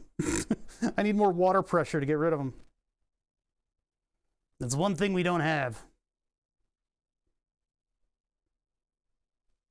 I think maybe this is to get rid of bubbles. I think maybe like with this thing fully functioning, it pours water in this direction, and that gets into this chamber and turns it around a little bit, and then it'll spill over into here vaguely, and maybe that gets rid of the bubbles or something. All right, see you, Octaj. All right, well, anyway, I have a lot of work. I have a lot of work to do, and it might be off-camera work. This is a bit of a shorter stream today. I'm super happy that Robots hosted me, because that was cool. I brought a bunch of people around. I actually hit hundreds today. But there's not much else that I can do. I know the tasks that I need to do. I'll have to open up we'll have to open up Fusion 360 and get to designing some of these things. And I'll have to get distance measurements. So I'll have to break down, I'll have to drain the system basically. And then I have these in a CAD model. So all I'll do is take this, or at least take these hole positions, possibly make a new file for it. Maybe I'll have to make a new file, because I need a bracket that's going to go back and then in, and then have all of the actual mounting points. Hold on. Avakal Haman, thank you for following. All right, so yeah, bracket for this thing. The radiator should probably get a bracket, although I don't know if it needs it. If it's sandwiched between the control bin and the reservoir, I guess it won't need a what do you call it? It won't need a bracket to mount it. This might need a right angle. I'm not sure about that yet. The pump, I may need to make a bracket for the pump. So the pump's probably going to need a standard size fan to whatever the hell mount this pump has. I don't have that pump in a 3D model though. So I'll just do hole distances and just make a flat bracket with a bunch of holes in it. And then a fan could potentially go there, although LEDs just stuck to the underside of this thing would be pretty cool, because that would light up the whole reservoir. There are holes for LEDs in the back, but they're perfectly clear, so those would just shine light through the whole thing, and I don't have anything translucent in the reservoir. It's just going to be clear water. I will not be theming my coolant. But yeah, if we get LEDs from below, that'll illuminate the whole thing through the sort of translucent bin that this is made out of. I gotta be careful. That tube keeps moving and it's filling me with fear. I have a lot of measuring to do, chat. I have a lot of caliper time in my near future. So, all right. We'll break down the setup. I'm gonna do that off air. I think I'm done for the day. I don't have anything else that I can do, and I don't want to force it. Tomorrow, and probably the reason that Robots is hosting me right now, tomorrow, I am going to get out the big wheel. The big wheel. Not like, you know, hold on. Not like, you know, not the big wheel. Not the big wheel. Not, you know, not the big wheel. I'm gonna get out the steering wheel that we built in this channel. One of my good projects that I actually frickin' finished, which is the big steering wheel that has a 2 horsepower 3-phase motor on it. We're gonna get that running with my summer car. I know, I wish it was the other kind of big wheel. I do wish it was the other kind of big wheel. I could get up and down the driveway so fucking fast with the big wheel if I got the big wheel, but I can't afford a big wheel, man. Anyway, we got the real car steering wheel. The real car steering wheel with the paddles on the back. Paddles on the back of the steering wheel and a little shifter. All of that on a Granite Devices SimuCube setup with a Mitsubishi something or other 152 Mel Servo. It's a Mitsubishi Mel Servo that's 2 horsepower. I'm going to use that to do the rally in my summer car. I've already kitted out the car and made it all super special and nice, and I put all the racing rally parts on it. So they make drift trike big wheels for adults.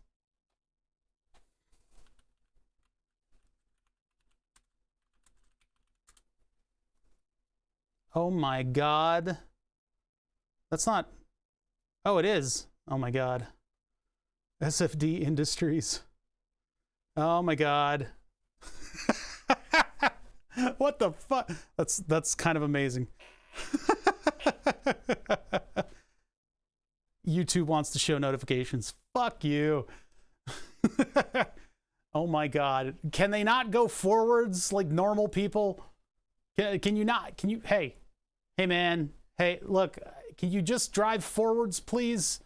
You just drive, we're already late. What are you doing? Oh, there they go. That is ridiculous. How much does that cost? Download for song.